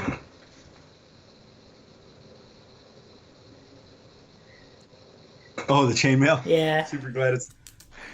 I have the shirt too. Oh, And the clothes and the sword. Billy wants to know about the day job because he said Office just called him. It's in IT. That's if basically from what I can tell, if you're in the game industry and not a programmer, and you leave, you go to IT. Oh, Spectra has simple. Spectra has a nickname for Castle Darkmoor. She calls it Castle Tryhard. Oh, lovely! An encounter. Watch this, Tim. The guards in the town are about to fight the goblins. What? There's a fight going on in New Sorpigal. I just got ambushed by goblins, and the guards are going out and they're attacking the goblins. Snurgle's Iron Mines. That was the one I did. Yes. I recognize it now. Snurgle's Caverns. That was the Botanovich. I miss that guy. That guy. He was a world of cranky. He was the crankiest dude you ever met. But I loved it. He was so much fun. Got 3 guards chasing after this one goblin. Goblins might kill him. Oh, he's got some backup. Yeah. And in just like in Might and Magic 7 and 8, you can heal the NPCs. You can heal the guards. So, let's rest up. Get our ticket to Castle Iron Fist. Is that where Snurgle's Iron Mines are? I don't even remember. That's where Snurgle's Caverns are, but in order to get to the final room of Snurgle's Caverns, we need to visit Snurgle's Iron Mines over in Mire of the Damned in order to get the key. Oh, right, Mire of the Damned. Yes, spooky undead land, where skeletons are roaming in the town. That was a pain in the butt in Might and Magic 6 because there was a good chance of you accidentally hitting an NPC. Oops. Oops. That's probably something that one of the characters would say. That is like if you screwed up a potion, Oops. right? And in their face they go, "Oops." Yeah. Ah! Okay, so we're going Billy to... does network operations. I am a systems engineer. That's my title. Engineer. Yes. Systems engineer. I used to be a sound engineer. Sound designer. Yes. It's a very different thing. Yeah. It's hard to tell what's what. And people call it entirely different things. Yeah, it's like if you're looking for a job as a game designer, you'll find graphic designer jobs all over the place.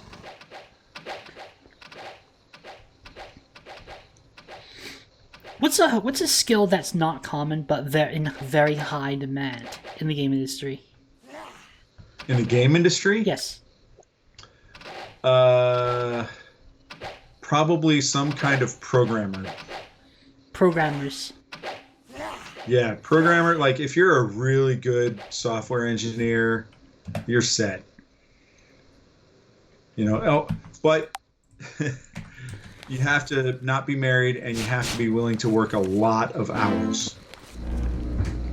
I'm sure there are people like that. Yeah, I was like that. There was a lot of even on these games. We put in a lot of overtime. People who actually, I've thought of one too.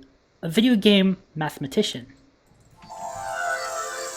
You might call that a systems analyst. Systems analyst. People who get into the nuts and bolts behind the math of, say, RPGs and that balance game mechanics. They usually call that a systems designer. Okay. I've done that job a lot. Did you do any math? Like, did you do any math type stuff? For... Yeah, I'm terrible at math.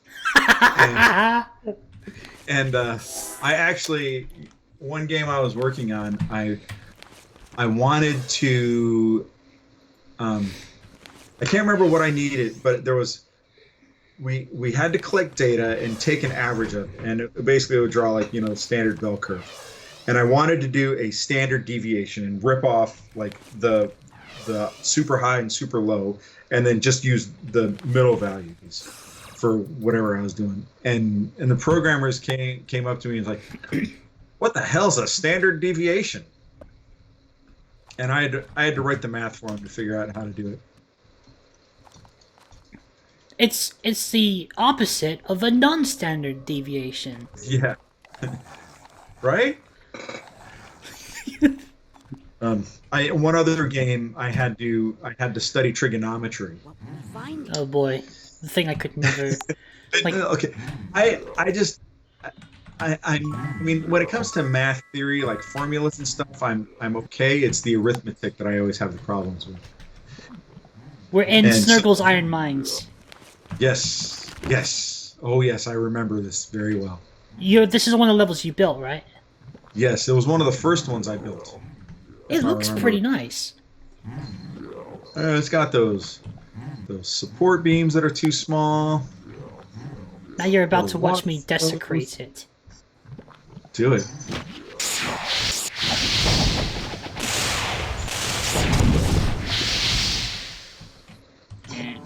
I'm gonna raise the slimes from the dead.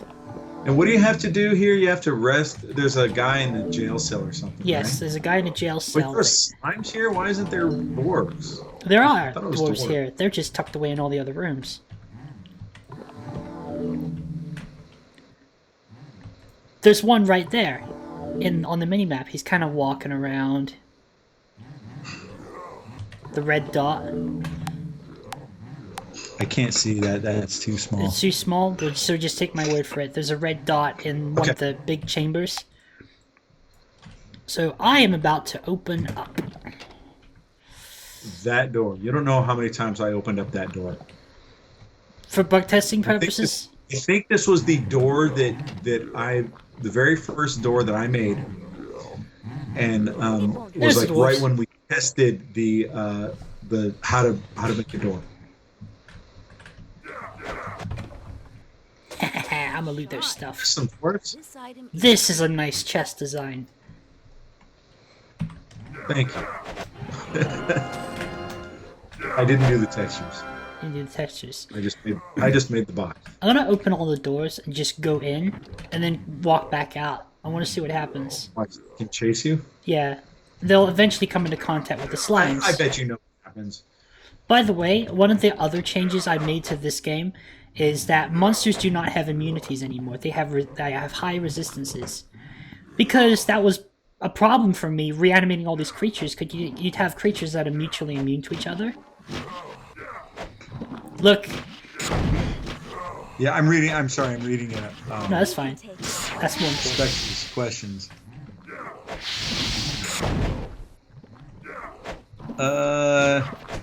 The Mire of the Damned looked like the dead marshes from Lord of the Rings. That was not. Do you mean Lord of the Rings, the movie Lord of the Rings? Because if you do, definitely not intentional, because this came out before the movies. And then keep asking questions. I like questions. Were the enemies pre-planned?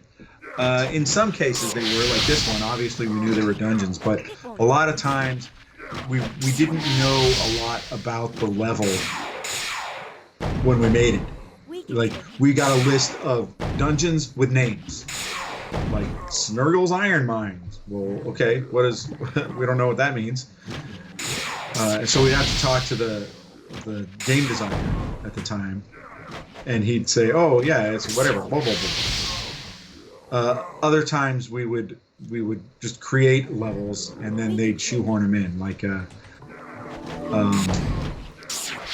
which one was it? Was it? I think for like Corlegon's estate, or maybe it was Temple of Sansa. I wrote huge backstories to them, and they threw away whatever was original. Interesting. Changed the name to fit what I'd written. So you did a fair bit of writing for the games as well. Not a lot. Not a lot, for at least for MM6 and 7. 8, 9, yes, I did all of the writing for that, with a very small exception, I think. I have no idea. So the dwarves are starting to trickle out into the main hallway, and they're coming into contact with the slimes. Yes. Oh, you're making the dwarves and the slimes fight. Yep. And I'm going to open this door to Game Breaker. That's my job. This dungeon actually is very pleasing to the eye. It is, right? A lot of the other dungeons in this game, we didn't, texture-wise, we didn't get texture sets. We got wall textures, we got ceiling textures, we got floor textures, and maybe the artist did create them as a set, but they weren't arranged as a set in the editor. So we just picked whatever we liked, and that's why like the wolf lair that you were in is really kind of texturally. Is that a word? Texture. Just jarring. Like the walls don't match the floors, and even though this is Iron Mines, it looks more like a dungeon. Like, what kind of mine has chiseled stone walls and stone floors? Snurgle's lair, they just should have called it. Yeah, and I mean, we didn't care. Yeah. We were just happy to have this much. Yeah. There's a dwarf that's stuck in the damn doorway. Yeah, you're gonna have to go kill him yourself. I'm gonna have to kill him myself, or I could just summon a whole bunch of dwarves and get them to kill him for me. Sometimes they run into an issue as well with the AI where they don't see what's stuck in the doorway or behind a room. Yeah, that's probably due to the portal glitch. I mean, yeah, it could be. There was no A-star navigation in this. A lot of the AI, I think, was pretty simple. I got that impression, yeah, because they move in a... Yeah, that's very, very simple. And plus, you know what, actually, Tim? This is actually really good to talk about these bugs. Yeah, go ahead. Because it will help people in the community identify issues that maybe were puzzling them. Like, for example, I didn't consider the possibility that the AI glitch, not being able to detect things behind doorways and walls, is because maybe the AI it's because of portals. Yeah, that's a valid question. And I didn't write the AI, so I don't know how it did the navigation. They don't navigate very well. Like they will put a door between which covers the shortest route, and make the longer route open. They will choose the short path, trying to get through the wall. Yeah. It could be too that their collision is too wide for the doorway. That's also a possibility. Yeah, because look at the slime. He's kind of jittering. He's trying to get through, but he can't. Yeah. Which is really sucky if you need to go somewhere and you can't because there's a thing blocking your way. But Yeah, that's why we had put in the yell function in the game. When you're walking around town and yes. pets turn your way and you can't get anywhere, you just yell so they'll get out of your way. Of course, in MM9, the released version of MM9, we disabled yelling because we discovered after code lock that yelling crashes the game. oh, Just sends it right to the desktop. Do not pass code, do not display an error message, right to the desktop. do not pass go. Do not collect 200 lines of text. Yeah, no, just boom, just die.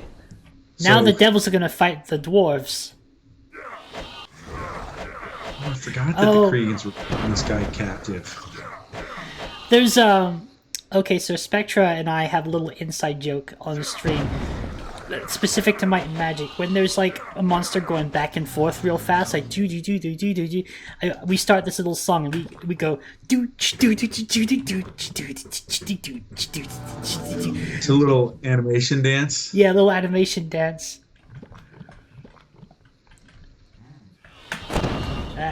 There's the others. There's also a bug in the game, glitch, where enemies of the same type, if they fight each other, their projectiles go through each other. They don't hit. They do And what? enemies- You completely broke up there. Okay, I just let me just pause again. So, there's a bug in this game currently where enemies of the same type, if they fight each other, their projectiles go through each other. Their melee attacks register, but their projectiles go through each other. I mean, I wouldn't call that a bug in MM6 because monsters weren't supposed to fight each other. No, but this is a bug in the merge mod. MM7, that'd probably be a bug. Yeah, that happens. Unless monsters who fought only used melee.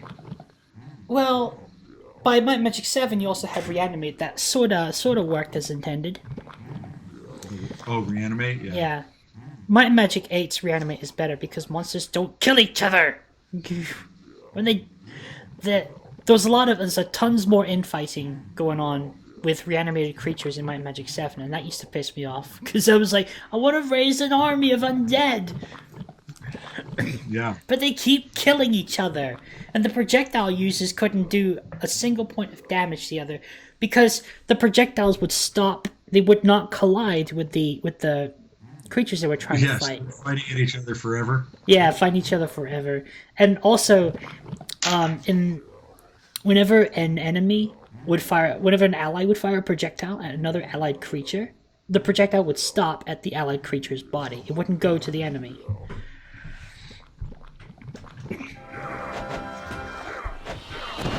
Melee So they warriors. they weren't even there. They weren't even that. Yeah. They eventually hit you probably and cause you Yeah, damage. exactly. Especially if it was a spell like Fireball or Dragon's Breath.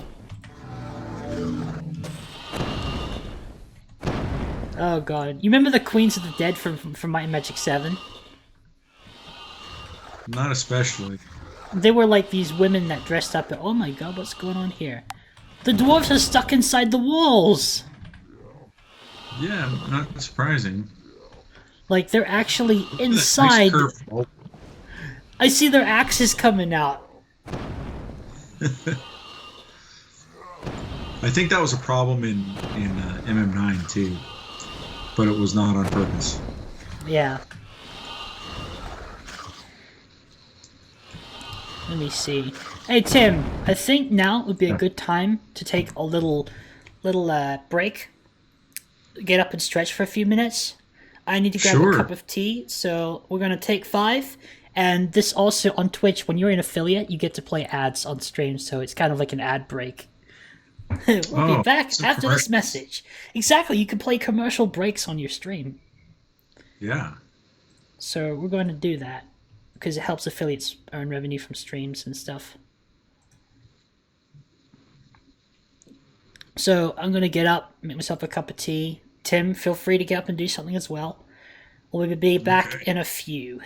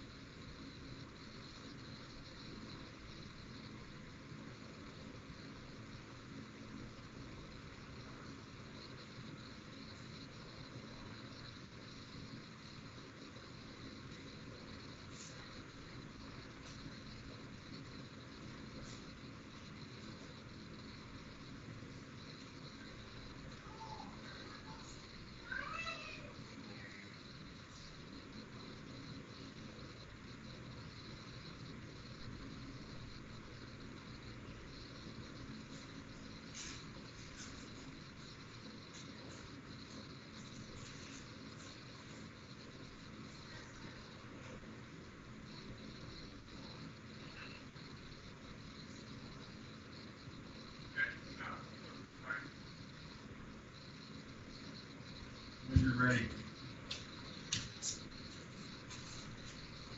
I guess I mean when I'm ready.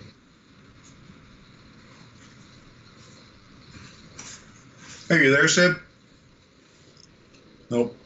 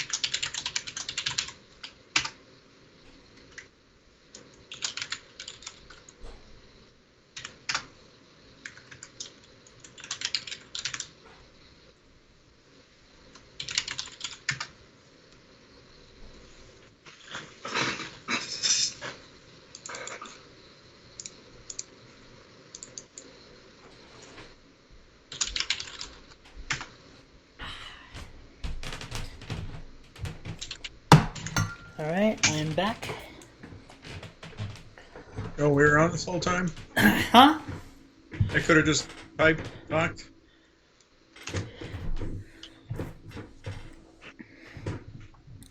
Hey, Tim. What's happening? I'm just, okay, I'm gonna see if the... Okay, we still got a few seconds of the ad break, technically speaking, so we're just gonna wait for that to run out. I got some toast here. Just make us some toast. Okay, well, I gotta pull a plug at 7. That's 7 fine. my time. So that would be in half an hour? Yeah. Okay, that's perfect. That's exactly when I end stream. Oh, good. Eating. Yeah, eating. Because I eat on stream because dinner time coincides with my stream time. Just waiting for these two guys to kill each other. We can take it.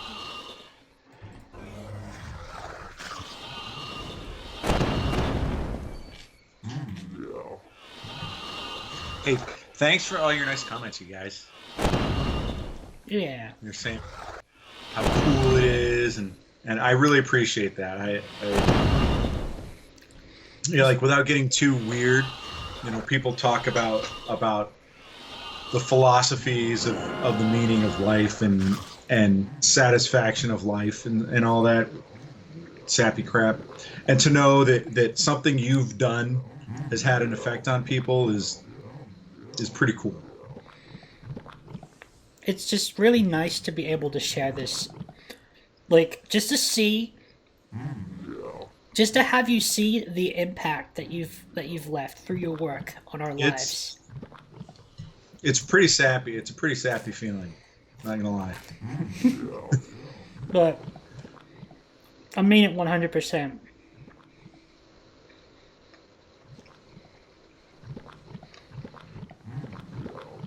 People just... I think it's just a really cool feeling to have something you made decades ago. People singing their praises even then, and just to see what people make of your past work. When you're not like Stephen King, or like you're not Sid Meier, or you're not, you're just a normal dude with a normal job, and there's people all over the world who still enjoy something you did 20 years ago. It's cool. And it's great to be able to do this now, because it's just a reality that as time progresses, as people get older, they won't be able to share these experiences anymore. So it's really cool to get them now. Yeah, I mean, I don't wish to be dark, but imagine being able to sit down with John Lennon and talk songwriting with him. Exactly. And that's no longer possible because he went. He up and went. Yeah. So thank God for all those people out there who are working hard to get interviews with these game devs, because one day the stories will be lost. Yeah, and it's the stories. And maybe I'm a dork, but I love artists' creation stories. Like reading. I read Stephen King's On Writing book, and half of it is an autobiography. It's super interesting. Definitely worth the read if you haven't read it, even if you're not into writing.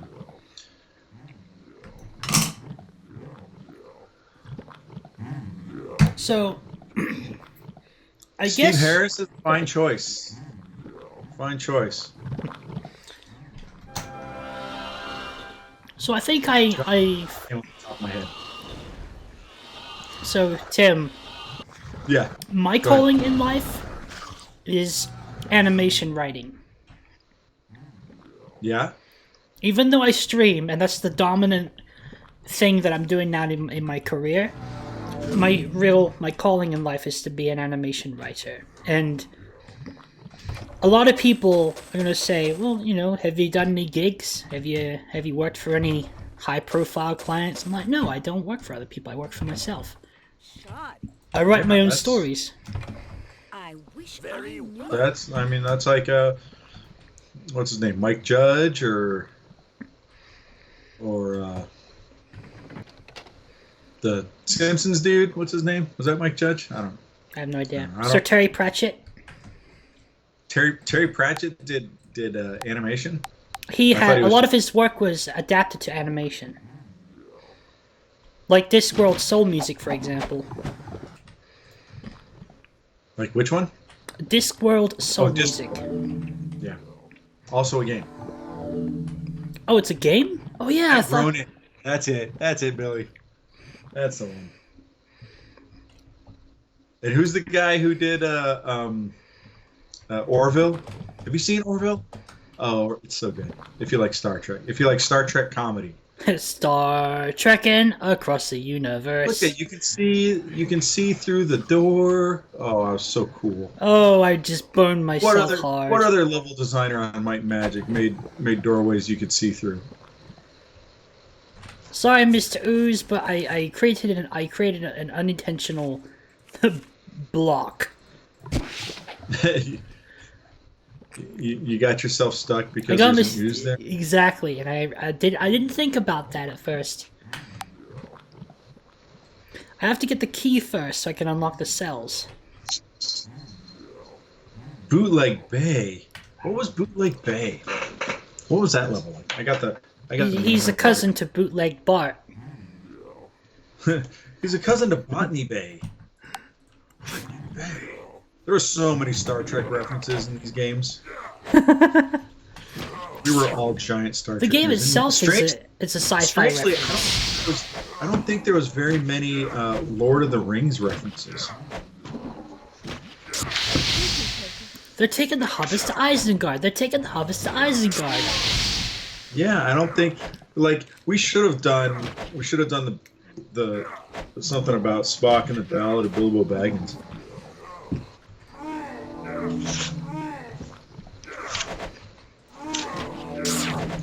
I'm looking for today.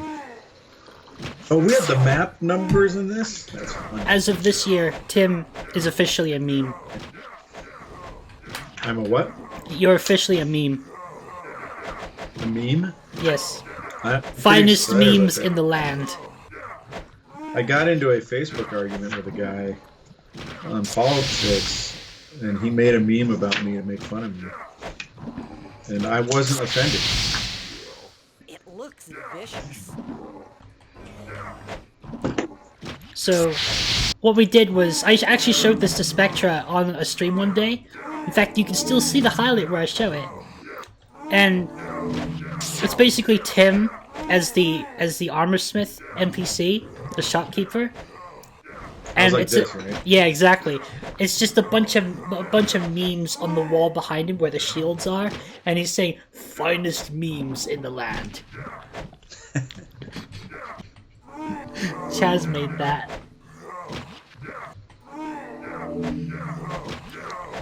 Tolkienverse references in the puzzle doors and the Shadow Guild. That I think Walt did the Shadow Guild, so that makes sense. Sure, comic. Give me 1 second while I fetch it. I'm gonna send her the meme that I'm talking about. Yeah, do it. All right. Make it huge. Make it. What do the kids call it? Viral. Viral, yes.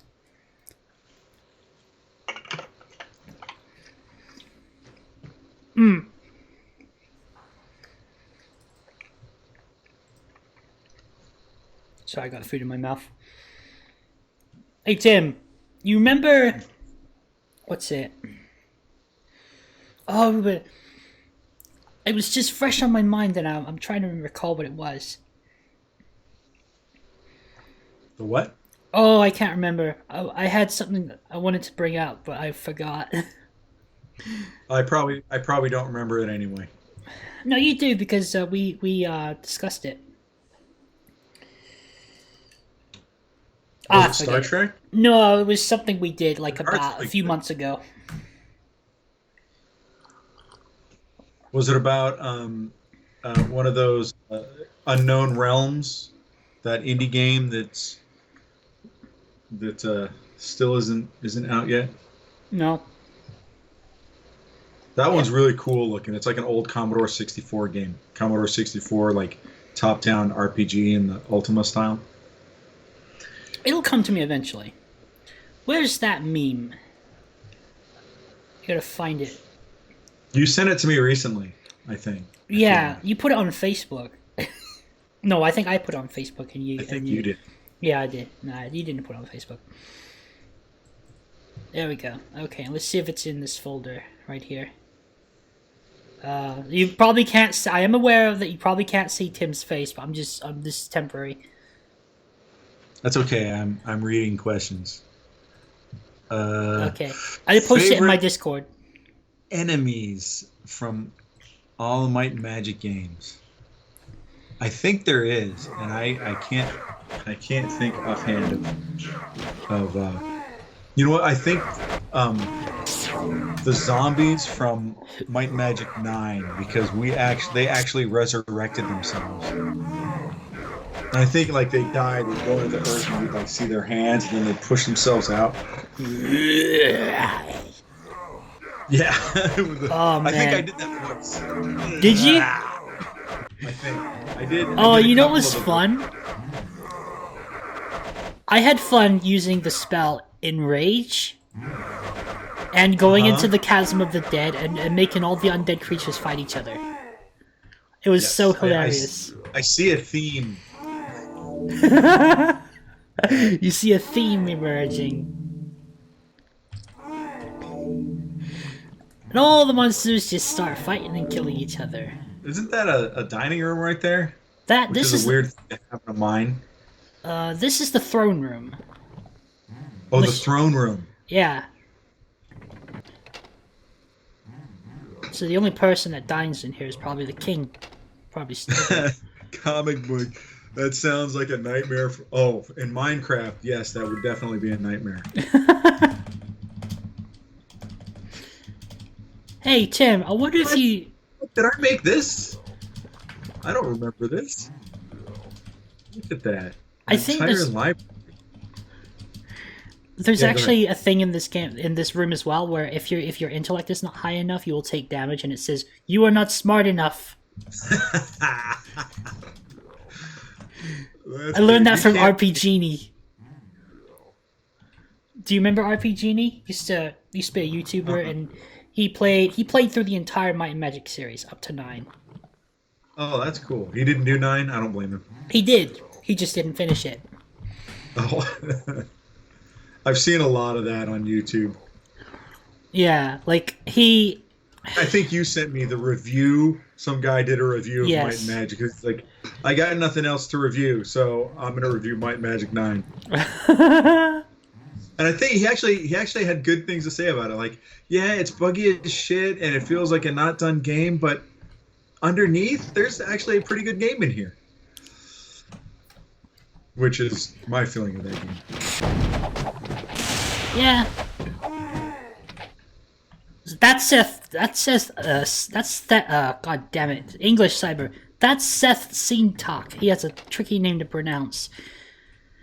He is known for being like really, really frank. He actually has a Patreon, and I visited it, and it says he makes high quality shit posts. Yeah, like the True Traders thing guy. God, the guy that has like this online persona of like an African rebel warlord or something. Yeah. He has a picture of like a black man armed with a gun or something like that. Some African warlord. You know the type. Yeah. Oh yes. Yes. Yeah. So and his in intro answer to is, the "Hey question, people, Comic Seth Book's here." question about what's wrong with MM9. So I think I can sum that up, and if you haven't heard my sentence, my description before. So 3DO gave us an unrealistic timeline to put it out, and then half-staffed us until about 2/3 of the way through the unrealistic timeline. And then they came to us and said, hey, good news. We've given you guys an extra 3 months to finish this game. The bad news is that if it's not finished by then, the company's going out of business. Which is what happened. Ready or not, the game's getting released. Which was what happened, and it wasn't ready. Oh no. I had to kill a couple of dwarves just now because they got stuck. Stuck in the doorway again. It's always You the gotta kill dwarf lords that get stuck because they big fat ass hitboxes. I don't remember us scaling him up, like the bigger level, higher level monsters, or the higher level versions of each monster. My favorite is when the enemies look a lot smaller than they actually are. Like they have an invisible hitbox. It's just like, Yep, every monster in this game had it. Look at me, I'm a big towering monster. And then they can fit through a tiny little door. that never what you're happens saying? in Might and Magic. I wish it did, but it does not.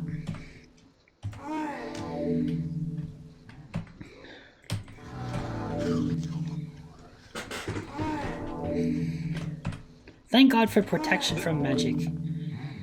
Yes. Because Is there 2 thrones? I saw 2 chairs. nope, that's just one chair. No, it was earlier. Oh. I have no idea. Let's see. Oh, bugger. I forgot about... Wait, never mind. No. I don't have to go back through a whole bunch of dwarves and slimes. We got this. Skeletoids. I see skeletoids. Skeletoids. Let me explain skeletoids. We were pretty far into MM9, and we were playing through the what was at the time the starter dungeon before Farndale appeared. And we're like, we need a new low-level monster for the players to fight here. And I told my boss that, and he said, we don't have time to model and animate and create a whole new monster. And I said, okay, well, why don't we scale down the skeleton and make it wimpier? And that's how the Skeletoid came into existence. And that says a lot about the Little party babies. because they deal a lot of damage to your starting party. Yeah, for some reason I was playing MM9 recently. Oh, I was doing research, and they were messing me up. Same thing with those dragonflies. The biggest setback you will have at the beginning of Might and Magic games is a low chance to hit. Yeah. Especially before you're able to get Yeah. less. Isle of Ashes Spectre. I was on Isle of Ashes. Isle of Ashes. You ever gone into the Verhoeven ruins? Verhoeven's. Yeah, I've been into Verhoeven's. Have you Many gone times. into there That with... that was where I would kill myself to make it to Arsligard. That's funny. That was like, well, I mean, that's where you get the capstone of order. Wait a minute, how do you get that? You get there by dying? No, that's how you got to Arsligard. Like, how else are you going to get to Very weak. the afterlife but by dying? I didn't even know you got to any place by dying. Did you not play MM9? I did, I just never died.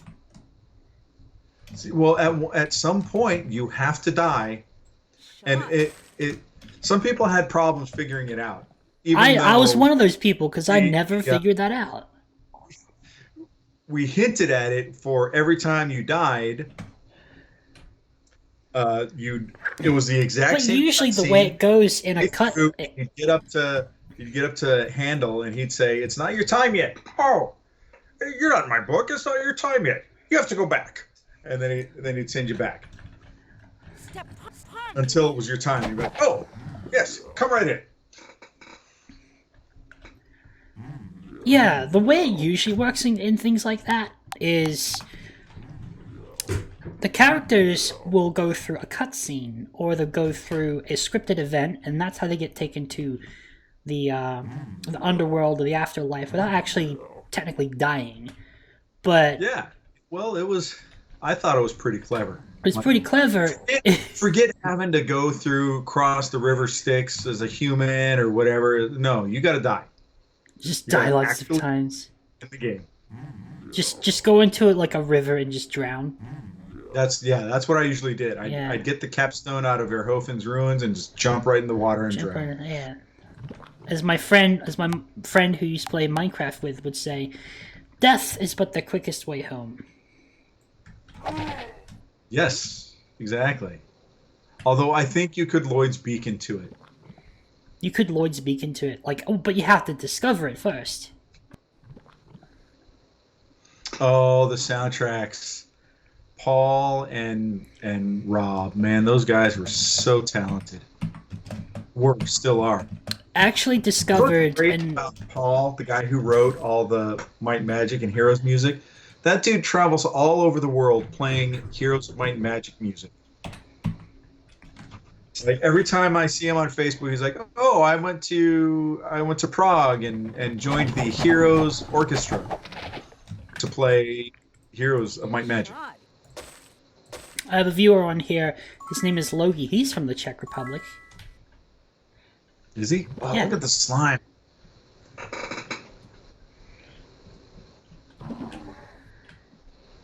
I just got Snurgle's key. Water trap. I don't remember the water trap in the ruins. That was who did that? I think that was a Tom Zelliff dungeon, and all I told him was that it had to look like a ruined tower that had blown up 500 years ago. This side, I don't have the space. This item is They're very weak. Really, you're kind of gross. Oh my god. Well, yeah, this is the same guy that has a blog called abusemynipples.biz. Oh, that's Abuse My Nipples. Oh. Yeah, so when I hear the music for New Sorpagal, when you very first start the game, that brings me back to being 25 working on this game. Oh, yes. I'm turning 28 in a few days. Yeah. the shop's closed. I remember 28. The shop's closed. I think I was 28 when you find anything? no, I was 28 when I was working on MM9. I was almost 30 when they let me go. That was a bummer. Jesus Christ. It's like, oh, I don't know what to quite make of that, because like I've never worked a job. I never could put myself in a position like that, because I have handicaps that make it difficult for me to. There's Yeah. no room there. But I do what I can. I do streams, and I've got my cartoon project up and running. The thing with me is, though, I can get away with it because I live with my parents and they take care of me, and I'm not expected to pay rent. I just do the dishes, make them coffees, and help out once in a while, and just be part of the family, and they don't mind. They look after me. There's no room there. It's good to have good parents. Yes. I I didn't always get along with mine, but especially as I get closer to my 30s, I realize just how important they are. Yeah, Come back soon. There's been a few rough spots in my life where I had to move back home, and they're like, "Come on in, here, Oh god, imagine not having that safety net. sleep in the garage." Oh my god, I used to sleep in the. Oh, when I used to live in North Carolina, and my favorite room was the basement. I used to sleep in the basement because it was nice and cool, and my bedroom was in the top floor of the house, so it would always get really, really hot. So having this basement to sleep in, I'd have the PS1, a TV screen, and a big double bed, and Nice. that was heaven to me as a kid. I That's was 8 luxury years old. right there. That's luxury. It was next to the garage. The garage was underground. Oh, that's interesting. Yeah, the And I garage. assume it was like one side of the house was lower than the other, so Yeah. you pull the car. The house, the garden was sloped, so you'd have two curving paths that go down to the driveway, and then you park your car underneath the house. Yeah. My parents' house in New York is like that. Except I think the garage is upstairs, but the basement opens to the outside on one side of the house. Interesting. Yeah, the Amish built it. Hmm.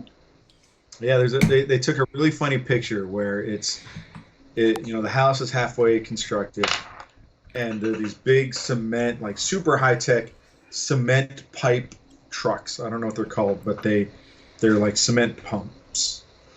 And right next to these really high tech trucks, 2 Amish buttons. It's really funny. Need a ride? Hitch up the horse. I'll share. I'll share it on Facebook. Yeah. It's a picture. Hey Tim, Yeah. you know what you should do? You should put on your website those pictures of the costume pieces that you wore when you were doing the photo shoot for the Armor Smith. You know what? I just came across. You should start a them, media and- page of all your old stuff from back when you were and new now I computing. don't know what I did with them. I do have pictures of me wearing that garb at an SCA event in San Diego. I don't know if you don't know SCA. It stands for Society of Compulsive Alcoholics, and what it is a bunch of guys who pretend to be in a fantasy game and bash each other with swords. That's a funny For a name. week. It's actually what is it? Society for Creative Anachronisms. That's what it is. And it's like historical reenactment. But Yeah. when you go to an event, it's like a 3-day weekend. During the day, everybody's all very like they pretend good for the visitors and Yeah. and try to do like living history and I was an armor smith because I had the chainmail that I was making. But they have events where there's like war battles. But at night it turns into debauchery. Just people drinking. I had some dude who looked like Trent Reznor just hand me this watermelon filled with Jägermeister and make me drink it. Oh, that's funny. It costs. It's I love that word, debauchery or debauchery. it was fun. So it cost 9,900 gold pieces to train my troll 1 level. That's a lot. That's a lot. And does he have merchant? He does. Just 5 points in normal. Imagine how much it costs to train my lich. What level's your lich? 136. And 5 of those 27 actually skill points. technically 200, technically 131 because he's wearing an item that boosts his levels by 5, so 131, but still. Now, my Dark Elf gets it easy because she is a grandmaster. In game design. Oh, I got stories about EA and the booze involved in game design. But in working on MM7, the other lead level designer, Ken, had a bottle of whiskey that we would visit on particularly stressful days. Let's just say that. Emergency backup. Yeah, EA was a whole nother level of liver abuse. People Going don't out like for EA. lunch, drunk, going out and partying, and coming back to the it was like a fraternity. EA was responsible for the world's most downvoted post on Reddit. That was probably their microtransaction thing, right? That was, yeah. Yeah. Oh god, that would be another thing we could do. Do a stream, or play a game where you just talk about your experiences with EA and all their gruesome details. It's funny. Nobody cares about my EA experiences. It's all might and magic, isn't it? All might and magic new world computing. When I talk about my time in the game industry to like anybody. 9 times out of 10, maybe 99 times out of 100, all they care about is Might and Magic. But there is that one guy who's like, you worked on Rising Sun? Oh man, I loved that game. No, nobody else really cares. I mean, it's because like I worked on Medal of Honor, which is one of the biggest franchises in the world, I think, and nobody's excited about that. well, I think the more time you spend with like on streams like this, and you just tell stories, I think people will begin to get curious. Well, I'll run out of story. I'll have to start telling band stories because I'll run out of stories. And you don't want to hear those. Those are crazy. Band stories. At least the ones I made up. Most of being in a band, most of being in a touring band, because I said I was a professional musician, which meant I was unemployed. So most of the time is being a professional musician is sitting in the van while you drive to the next show, or sitting in the van waiting for the club to open, or sitting in the van trying to find a hotel. That's pretty much what being a musician is. Traveling musician, anyway. A touring musician. I have a friend who's a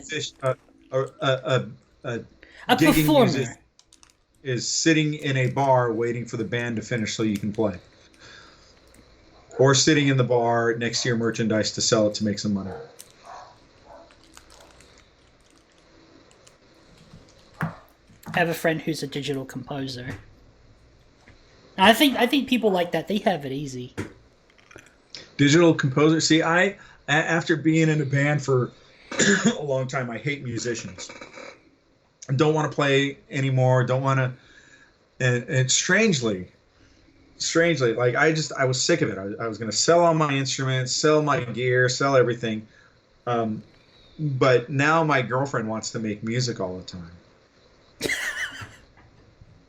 And we just did. I'm going to share it. We just did a. Hold on, Tim. Is this music you're about to play? Yeah. Tim, my Twitch has a thing now where they're don't play music on the stream because if it's copyrighted, it's gonna affect my channel. No, It's fine if you post a link to it. Just don't play the music on your speakers. Yeah, because Twitch is they're cracking down on DMCA stuff. Yeah, no, I'm not logged in anyway. So okay, good. Yeah, a lot of popular streamers were taken out because they were playing copyrighted music and stuff like that, and then they got DMCA'd. They got taken off the platform. I have to Slack it to you, or Slack. Yes. I have to Discord it to you because I can't. Yeah, you can't. Just for safety's sake, I didn't play any music on this stream because I intend to keep the video. Yeah, no, get you. Yeah, I want to upload it to YouTube someday. Are you cool with that, Tim?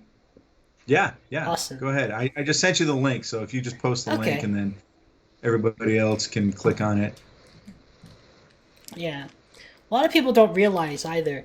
Like I got a backlog of streams I've been meaning to upload to YouTube, but I have to edit them first, and some of them, like streams last for hours. That's like editing a video that's 5 hours long.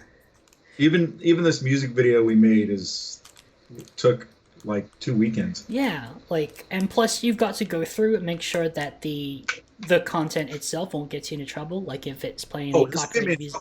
It'll definitely. If it gets too popular and somebody complains, it'll get taken down because it's a cover. But we rewrote the words. I made a joke song that was basically making fun of the widespread copyright abuse that was happening at the time, with especially with music. I made a song and I got my friend to record some lines. And I just put those over like a silly little percussion track that I made and I put up on YouTube. And I published it as an actual song. It's no longer there anymore because I think it ran into some not copyright, but like the way it was clearly a parody song. Yeah. Well, you could consider this a parody song, I Yeah. guess. Are you going to post a link? Oh yeah. Sorry. Okay. Yeah. Post a link. Post a link. Damn it. Sure. Let me just see. The link has to either be posted by me or a moderator because obviously you get people coming in and spamming. Yeah. So what happens is people post a link that are not authorized to do so, and the link doesn't appear. It appears as three asterisks. Comic book. Yes, parodies are protected by copyright law. Parodies and satire. Well, mine wasn't. Mine wasn't. It was taken down. Satire is protected by copyright law. But if I'm not going to defend it in court if they say take this down. No. So yeah, well, Tim, have you got anything else you want to say? Because we're already at 8:00, and I believe you wanted to. We got to pull the plug. Got to pull the plug. Is there anything you want to say before we call it a day? Oh yeah, thanks for having me. I appreciate it. Check out Elowin's Legacy and join us on Discord if you want to talk about the game. You really are a legend, Tim, and thanks for joining me. In my own mind, at least. You've got fans, and you've got people that. Well, that still... I appreciate each and every one of them. At least from, if not from the bottom of my heart, at least from the bottom of my throat. Yeah. Yeah. Sorry, Mom was asking. Oh, I think that's a sign that I have to hop off because Mom and Dad just brought the groceries home. So I want to thank all you guys for watching. Thanks for tuning in. Put up those guns. Thanks for all the community questions, and thank you, Tim, for joining us and making the stream a fun place. Thanks, guys. Thanks for having me. And here's something that we do at the end of each stream, Tim. We find somebody to raid. Do you know how raids work on Twitch? No, I don't. Okay, so basically you type in /raid, and then you type in the name of a channel that you want to send your folks to after you finish a stream. And it's a way to spread... We call it spreading the love, and we support our fellow streamers. I gotcha. So we're going to do that. And I shall catch you later, guys. And thank you, Tim, for being part of the stream. Thanks, guys. Auf Wiedersehen. Auf Wiedersehen. Like a notch. Okay.